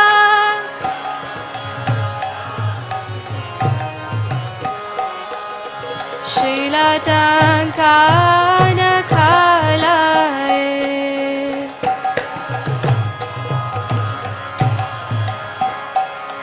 Ito Narsingha Parato Narsingha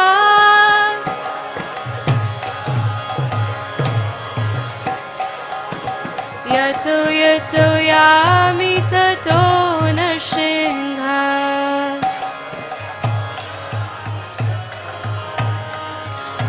Bahe Narsingha Hridaye Narsingha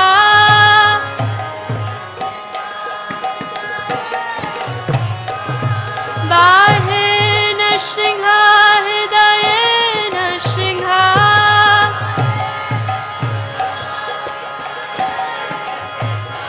Narsingha Madhim Sharanam Prapade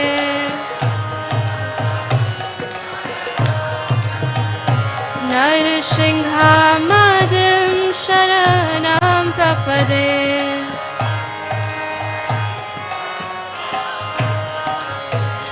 Tava Kara Kamalavare Nakham Adbhut Shringam Dalita Hiranyakashipu Tanu Bhringam Keshavadrita Narahari Rupa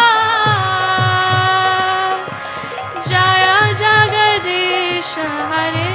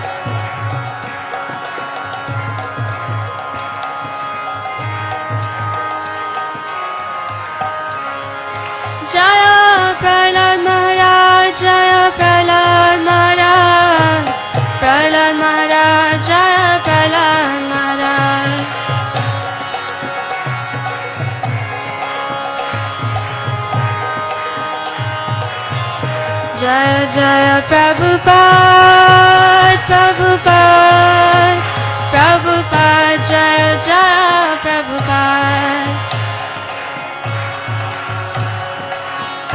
Prabhupada. Jaya Jaya Prabhupada, Prabhupada, Prabhupada, Jaya Jaya Prabhupada.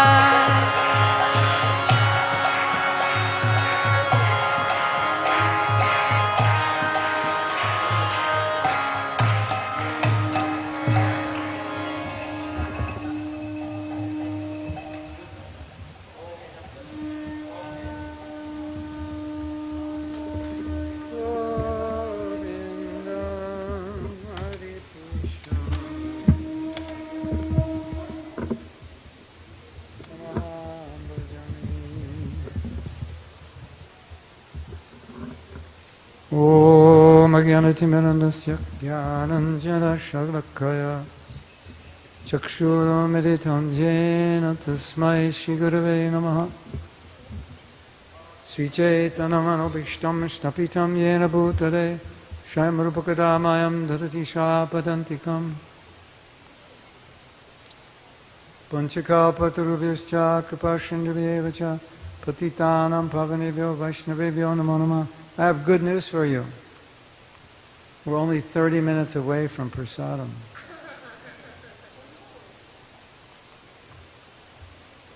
Of course, if you don't want to eat, you can just stay here and chant. Okay, so everyone please come back.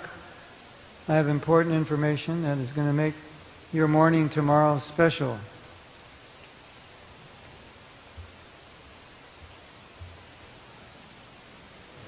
The reason I can tell you so many things is I've done everything wrong. So I've made all the mistakes. I know what they are. And I've tried to correct them all. So you're getting first-hand experience.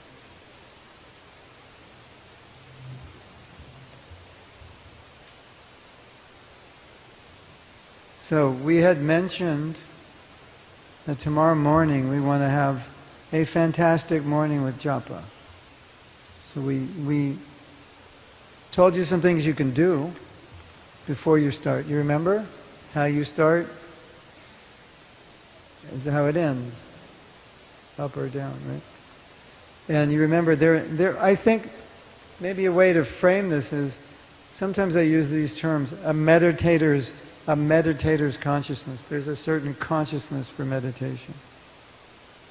You know, like there's certain consciousness you have to be in to study. And there's a certain consciousness you have to be in to spend time with your family. There's a certain consciousness you have to be in to work, right? And the problem for many of us with Japa is we just chant and we don't alter our consciousness. We just go in the same consciousness that we live our lives, and we try to chant and then we complain, oh, my mind is wandering. Of course it's wandering. Because you didn't do anything. You didn't make a shift. So I have a little theory. You want to hear it? You have a red button in your mind. And the red button is to turn it off. And you have a green button to turn it on. And most of the time the green button is on because you need the mind to be on to function. And so you go into your japa with the green button down and your mind's going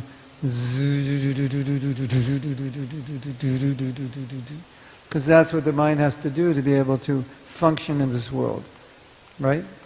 We have so many things to do and the mind is very active. Oh, I have to do this, I have to do that, think of this, think of that. That's how we function.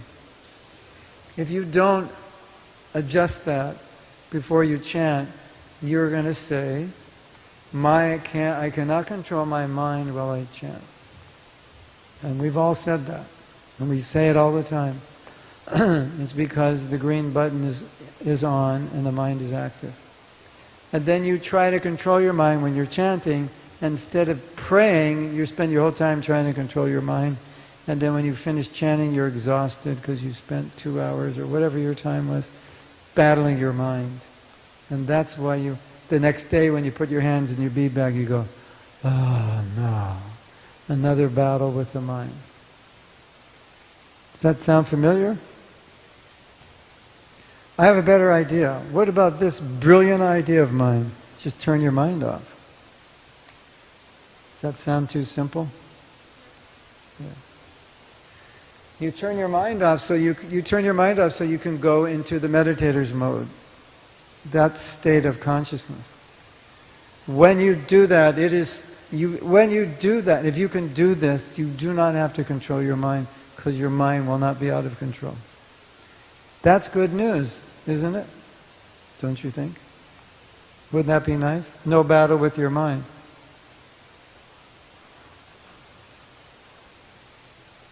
So now you're asking, where is the red button and how do I press it? Would you like to find where the red button is? Yeah. Okay. If Krishna came to your house and said, let's talk, would you hit the red button? If someone called you up and said, come over tonight, I have a plan, I think we can make $1 million in 24 hours, would you hit the red button? Of course. Would you know how to hit it? Of course. If you're a surgeon and you're going in for surgery, do you have a red button? Of course. When do you hit it? When you walk in. If you're a doctor, you hit the red button. You go to your work, you hit the red button. Right? We always do it. Even when you watch a movie, you hit the red button. Nothing else, just the movie. Just me and the movie. The world is dead. So you already know how to hit the red button. This is how I do it. Rabindra Swarup Prabhu said, you should offer Krishna the courtesy of your attention when you're chanting. This is a beautiful phrase. Offer Krishna the courtesy of your attention. If your red button is not pressed in, you are not offering Krishna the courtesy of your attention, because your mind will naturally be distracted. You know how when you chant and you are thinking of so many things, you are not actually there with the holy name. You are somewhere else, and the holy name is coming out of your mouth.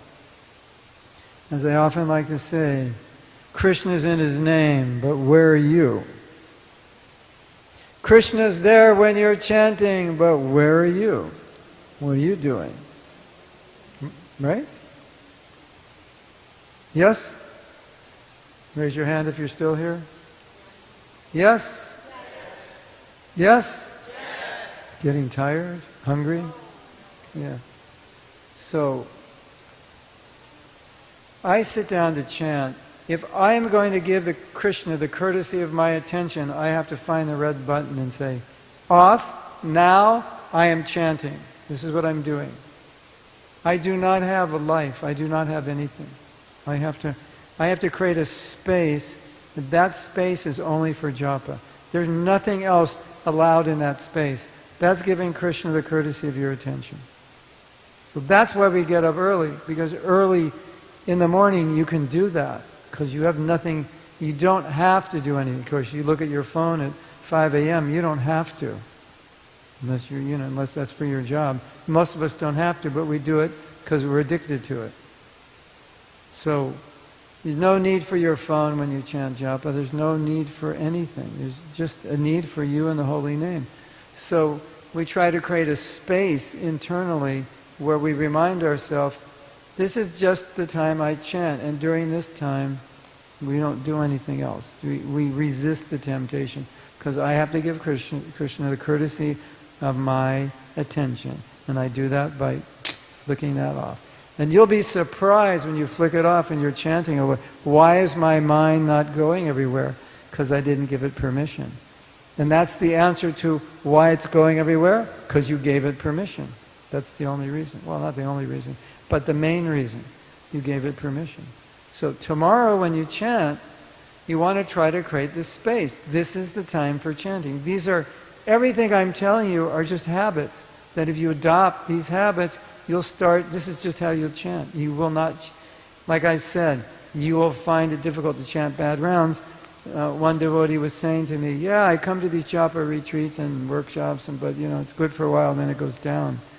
We're trying to embed within us habits that go so deep, it really becomes difficult to chant poorly, because you're not chanting properly. You know you're spaced out. You know you're making the 10th offense.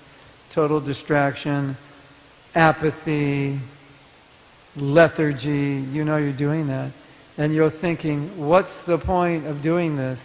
It's just a broken mridanga. Why play a broken mridanga? Doesn't make sense. It's a counterfeit dollar.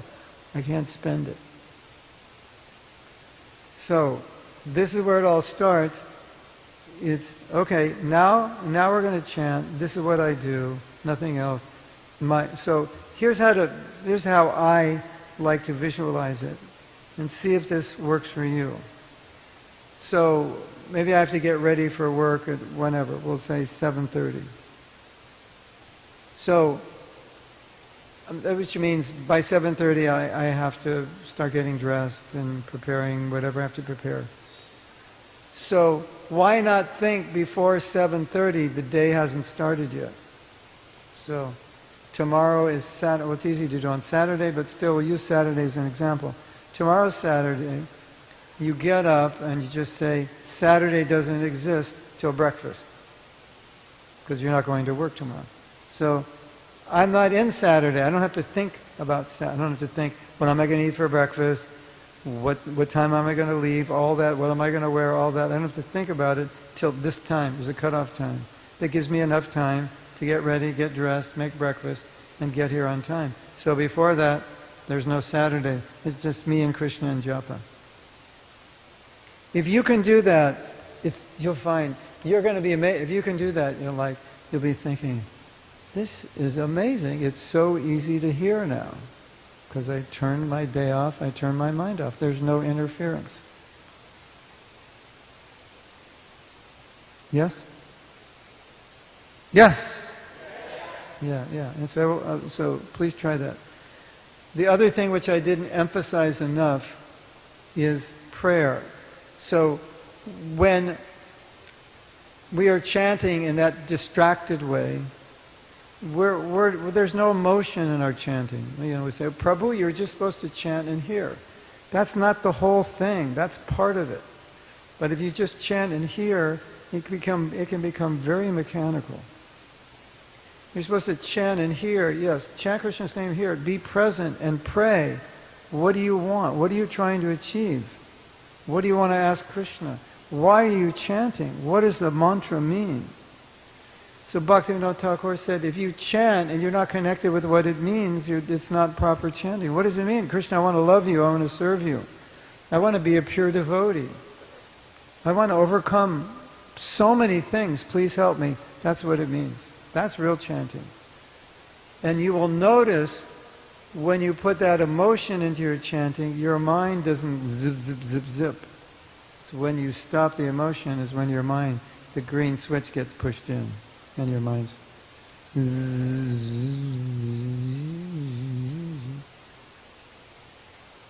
you will notice that whenever your mind starts wandering, you have lost connection with the mood of prayer, with the emotion of prayer. It's gone. When that emotion of prayer arises, the mind just naturally calms down. Have any of you noticed that before? When you go totally in your mind, you've lost connection with prayer. When you get into prayer, your mind.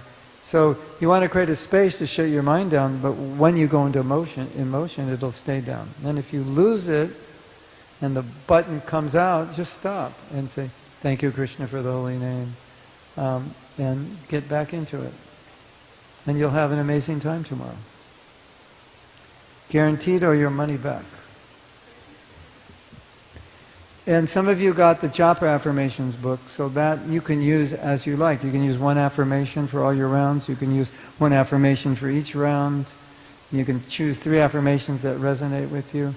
They're really deep and beautiful because those affirmations help you connect with the emotion of chanting, the state that you should be in for optimal chanting. So they're very, very helpful. So, tomorrow morning is going to be amazing. Turn to the person next to you and tell them, tomorrow morning is going to be amazing.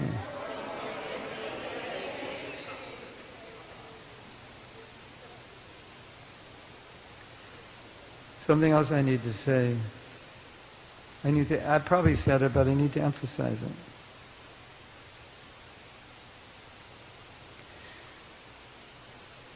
everyone who's here today in this retreat, if you've never chanted 64, not 64, if you've never chanted 16 rounds, I would ask you this weekend to chant 16 rounds. This is a weekend for Japa. I would ask you, when you go home tonight, don't distract yourself with anything that is not going to be supportive to your Japa. The same thing tomorrow night. This weekend should just be focused on Japa. Don't stay up till midnight talking. You want to get to bed early. If you've never chanted 16, if you just get up in time, we don't start till 10. It only takes 2.5 hours. You certainly can do it. Just turn your life off, and you'll do it. A lot of devotees chant 32, 64. 16 is not that much. If you've never done it, it seems like a lot. But think about it. You have 24 hours. 16 is only 2. That's 1/12.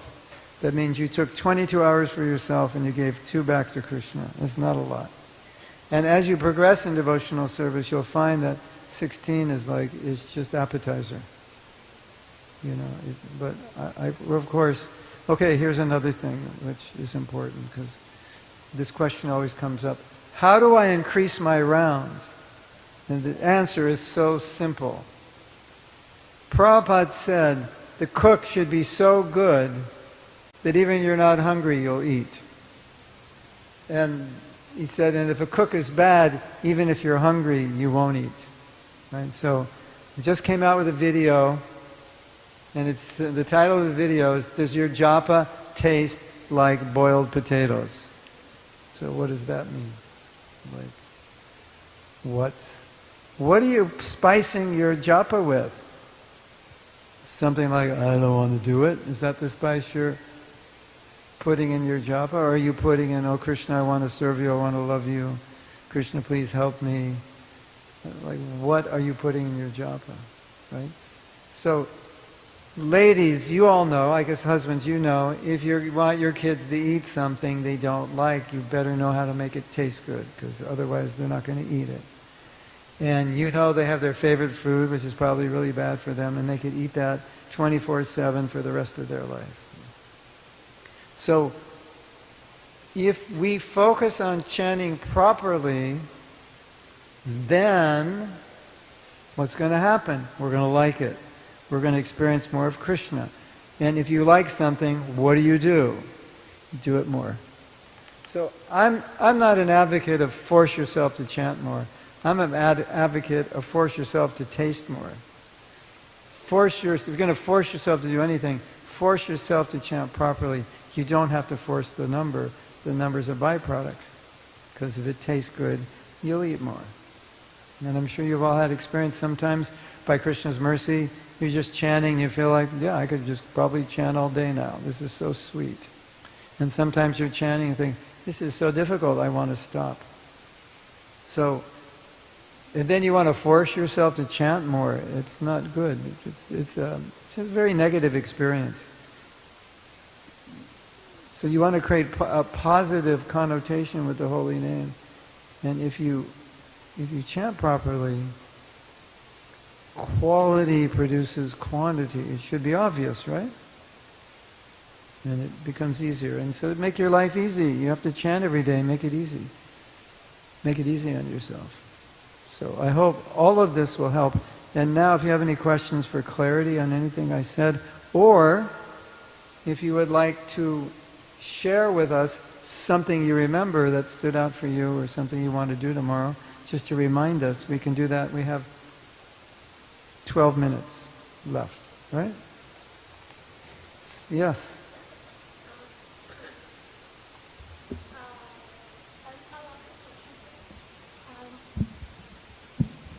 Just what you mentioned about that this is the weekend for Japa. I was just wondering, what mindset should we have when we are winding up our day? I mean, there's a lot going on, even at least in my life, when I'm winding up my day. And at the same time, what can I do so that it's favorable for my Japa? Yeah, okay. Well, let's take it to a broader level. If you want to chant Japa, which is much different from a life without it, it takes time. And if you want to get initiated and chant 16 rounds, that's 2 hours. That's a lot of time, isn't it? You have to find that 2 hours. So that in itself is a different mindset. Like if I want to chant good japa, some things in my life have to shift a little bit. I can't just chant japa while I watch TV, read the newspaper. And I can't just stay up late doing a million things. One of the secrets to success is elimination. Because when you have too many things, you will minimize what's important to do what's not important. So if japa is the most important. Okay, let's just make it stated this way. Japa is the most important activity of our day because you can make more advancement while you chant japa than anything else. And listen to this. This is going to blow your mind. When you're leaving your body, what are you going to have? The closest thing to you. It's the holy name. Meditate on this. I chant 2 hours a day, right? I don't do anything in Krishna consciousness 365 days a year, 2 hours a day. I don't read 2 hours a day, 365. I don't do deity worship 2 hours a day. I don't have any direct connection with Krishna for 2 hours a day, every day, other than the holy name. If you can create that deep connection by giving space in your life for that priority of your life, what do you think is going to happen when you leave your body? You'll have such a deep connection with Krishna, it'll be like easy. You just Hare Krishna, Hare Krishna. I've had this relationship with the holy name my whole life. I never missed a day. I'm so close to it. And how could I do that? Because I made space in my life. I had to eliminate certain things. I made time. And why did I make space and time? Because I gave it priority. And when I minimize my japa, what am I doing? I'm putting it on the back burner. I'll do it later. Right? Finish it later. It's less important. What's more important? Emails are more important.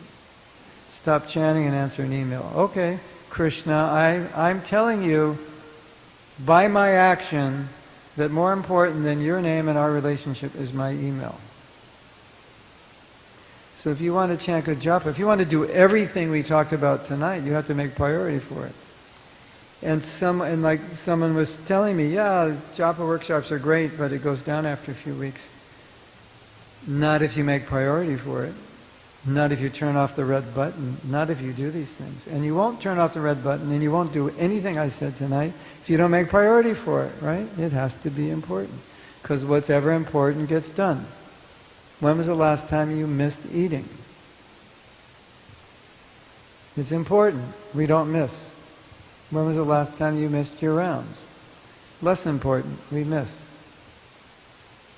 Right? Yeah. So, when we first did the japa, a lot of us God brothers, when we first did the japa retreat, one of the main realizations we took was there's so many things in our life that we didn't notice that affect our japa. What I'm reading, what I'm seeing, what I'm speaking, what I'm looking at, what I'm eating. You just go down the list. Because we wanted to improve our japa, so we started seeing this connection between our life and like why, like one devotee was saying, that, yeah, one day I just can't chant. What did you do the day before? What's going on in you? What's disturbing you? What did you eat last night? What did you watch? You know? Who did you criticize before you went to sleep? You know, all these things affect us. So we were becoming like almost OCD about our lives because we were seeing there's so many things we do that affect our japa, but we weren't that conscious to improve our japa. And when we became conscious to improve our japa, we started noticing these things. Oh yeah, if I make this decision tonight, then I'm going to be up another hour and a half. And that means I'm going to get up an hour and a half later, and that's a hard time to chant. You know, even if I don't take care of my health, I'll get sick, or I'll be weak, or whatever. I don't get enough rest. So it's a reality. It's an obvious reality, I think, if you're initiated, to make 2 hours for good quality japa. It's a bit of an effort. You really have to be focused. Otherwise, time just goes by. I'll chant later. I should write a song. It'll be called "When Later Never Comes." Put down my bead bag at 7 in the morning. Told myself I'll chant later. Got some emails to answer. Got to eat a little something. I'll get back to my japa later. And then the chorus is, but later never comes. Later never comes. And as my daughter said, don't trust your future self. Just do it now. Yeah. So these are the kinds of things that when you live in an ashram, you don't have to do. I grew up as a devotee in an ashram. We didn't have japa class. I didn't have to think about this. There was no distraction. There was nothing else to do. You just chant. Mangalarti, you can chant. Easy. Of course, you got your own mind to get distracted. You can think about your service. You can think about so many things. But when you're at home, yeah, you can do anything you want at home, right? So it's like I said, kirtan is easy. Japa is an effort. If you want to get japa up there, it's an effort. It's not going to happen.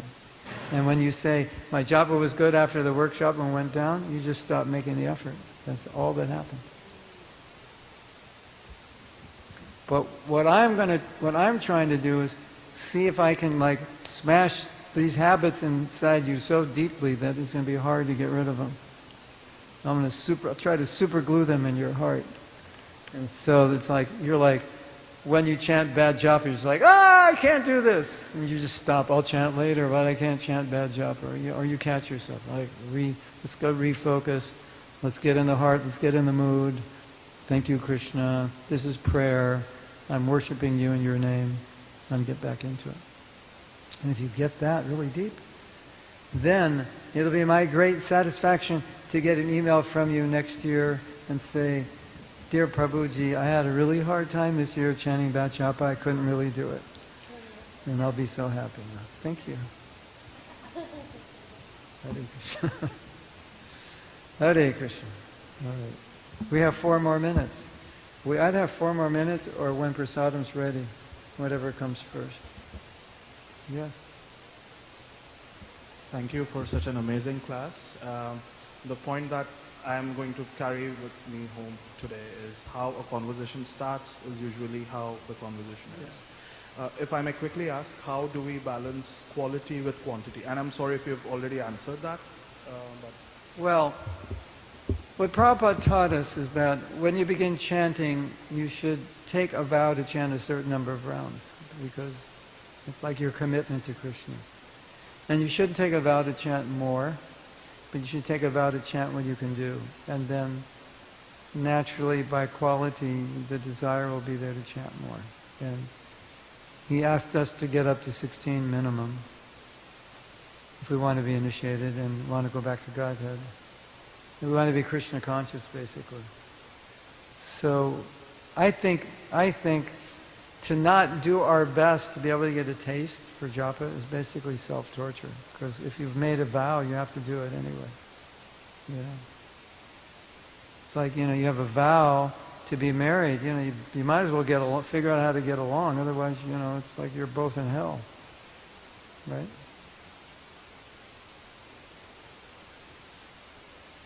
Yeah.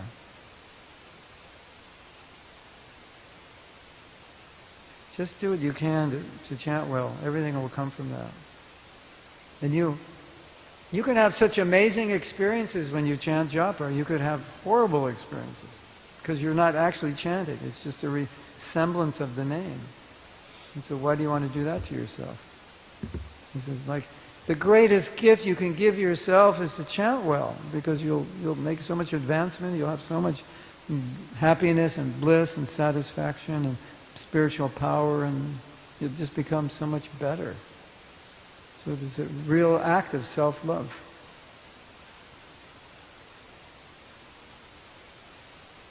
If you want to love yourself, love your japa. Anything else?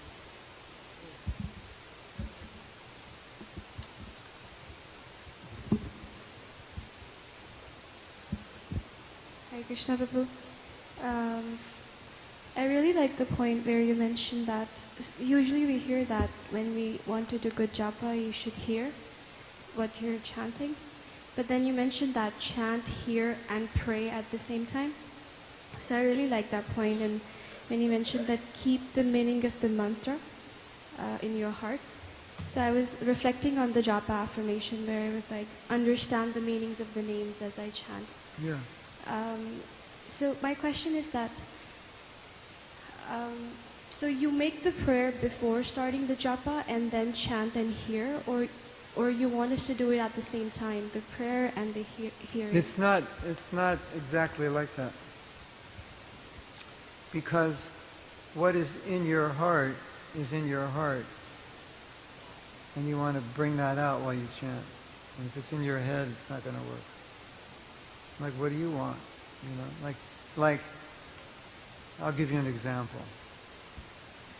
I taught a course on self-care, and part of that course was about how Krishna loves you. And I had to go very deep into that topic. I had to go very deep into the topic about Krishna loves you and research it. And when you go deep in the topic, it's amazing how much Krishna loves us, how much affection he has. And you go very deeply, you can feel it. So I started feeling it deeply, and at that point I felt like, oh, Krishna loves me and I don't love him. Problem. This is a really bad relationship that we have. And the bad relationship is my fault, not him. He gave Putana a position in the spiritual world, and he said, you will be eternally blessed more and more, forever. It's like, wow, that's Krishna. And I just read this morning that Krishna will bless you for service you're going to do in the future you haven't even done yet. And if you go down the list, you'll see how many ways he loves you. And so that was so real for me that, like, I didn't have to, like, how am I going to chant this way, that way? It was just, that's how I felt. I felt like, you want me to love you, you're asking me, and I'm not, and you're giving me everything. And I feel your love so strongly, I feel so bad that I'm not loving you, so I just pray, can I love you? And that's natural for me. It's not in my head. So you don't want it in your head. You want it to be something like, what do you need? What do you want? And it should be here in your heart. You don't even have to think about it. It's just how you feel. Krishna, please. Like, what are you feeling when you chant kirtan? Krishna, help me, please. You know, praying or something, right? Pull that into the japa. What's ever real. Krishna, I'm in the material world, suffering, birth after birth, and I'm so stupid, I'm running after my mind and senses like, please, I don't want to do this, please help me. If there's something really in your way and there's an intense emotion, then if you pray, it's just natural. You don't have to, you know. Does that make sense? Or are you still confused? You don't want it in your head, you want it in your heart. But one thing I have suggested to devotees that they can do is, before you chant, don't start chanting until you feel it. Like, what is it you want to communicate from your heart? Allow yourself to feel that and then begin chanting after you feel it. And Srila Bhaktisiddhanta said, you're not chanting with your lips, you're chanting with your heart. Which is why that just hear and chant is not complete. Because there's a consciousness with which you chant. And Krishna hears what's in your heart. So that's important. Like, so what are you're chanting, what are you communicating to Krishna? Hare Krishna. What's your communication? Whatever you're feeling is your communication. Whatever you feel, Krishna will feel. If you feel nothing, Krishna feels nothing. Then devotees say, well, I'm waiting for Krishna to reciprocate. But if you're not offering anything, there's nothing to reciprocate with. If you offer dead mantras, how can he reciprocate? You've invested nothing. There's no return on your investment because you didn't invest anything. But you invest something more, then you'll see Krishna will be reciprocating. He'll be closer. It'll be amazing, beautiful. Krishna, Krishna, Hare Hare. Yes.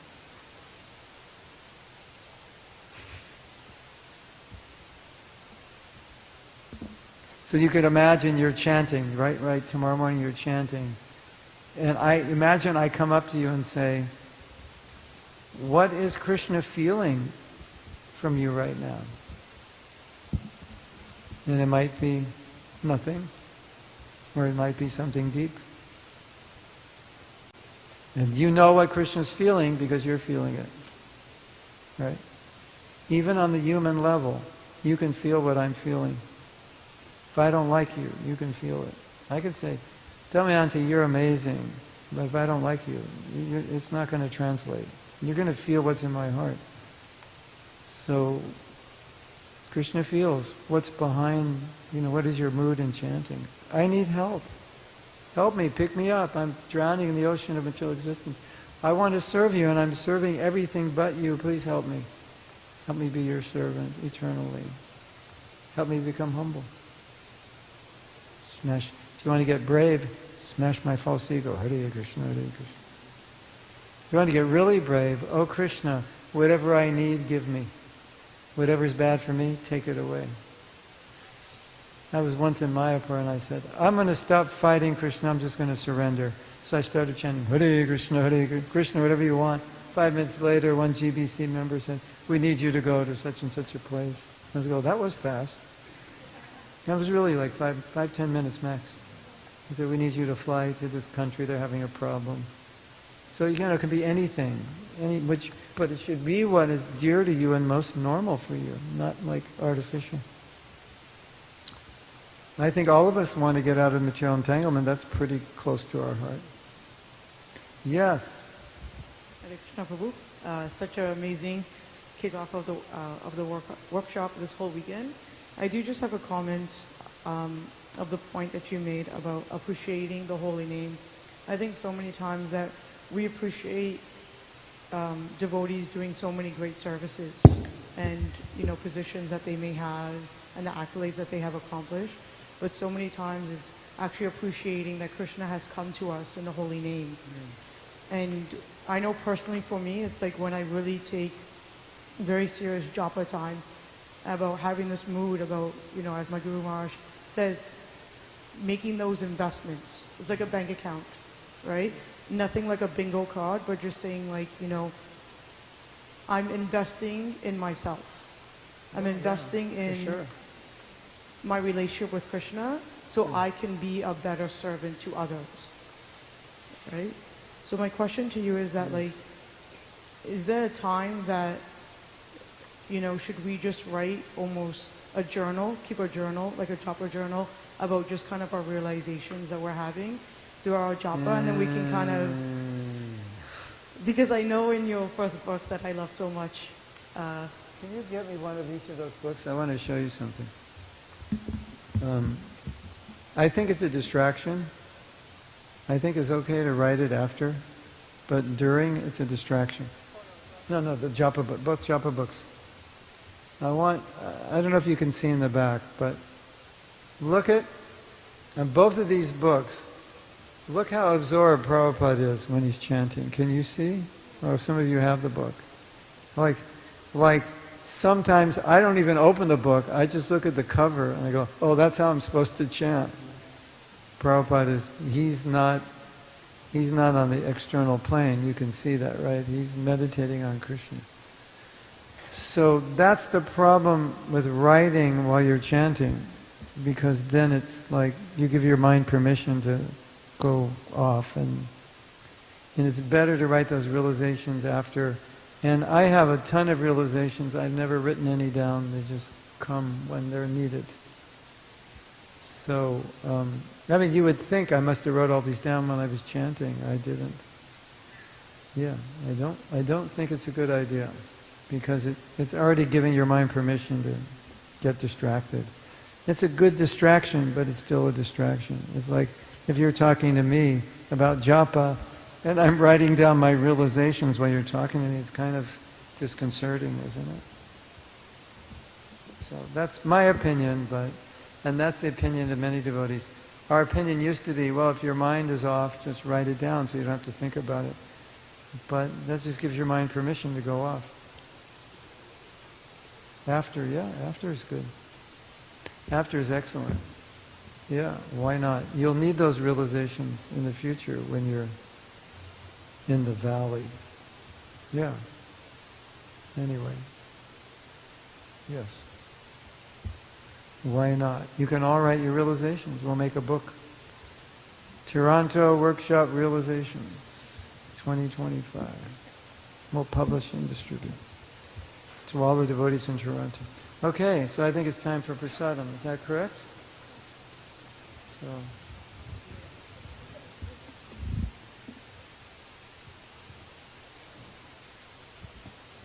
Hare Krishna. So thank you, devotees, and let's put a round of applause for Mahatma Prabhu for such a wonderful day one workshop. So I think we've got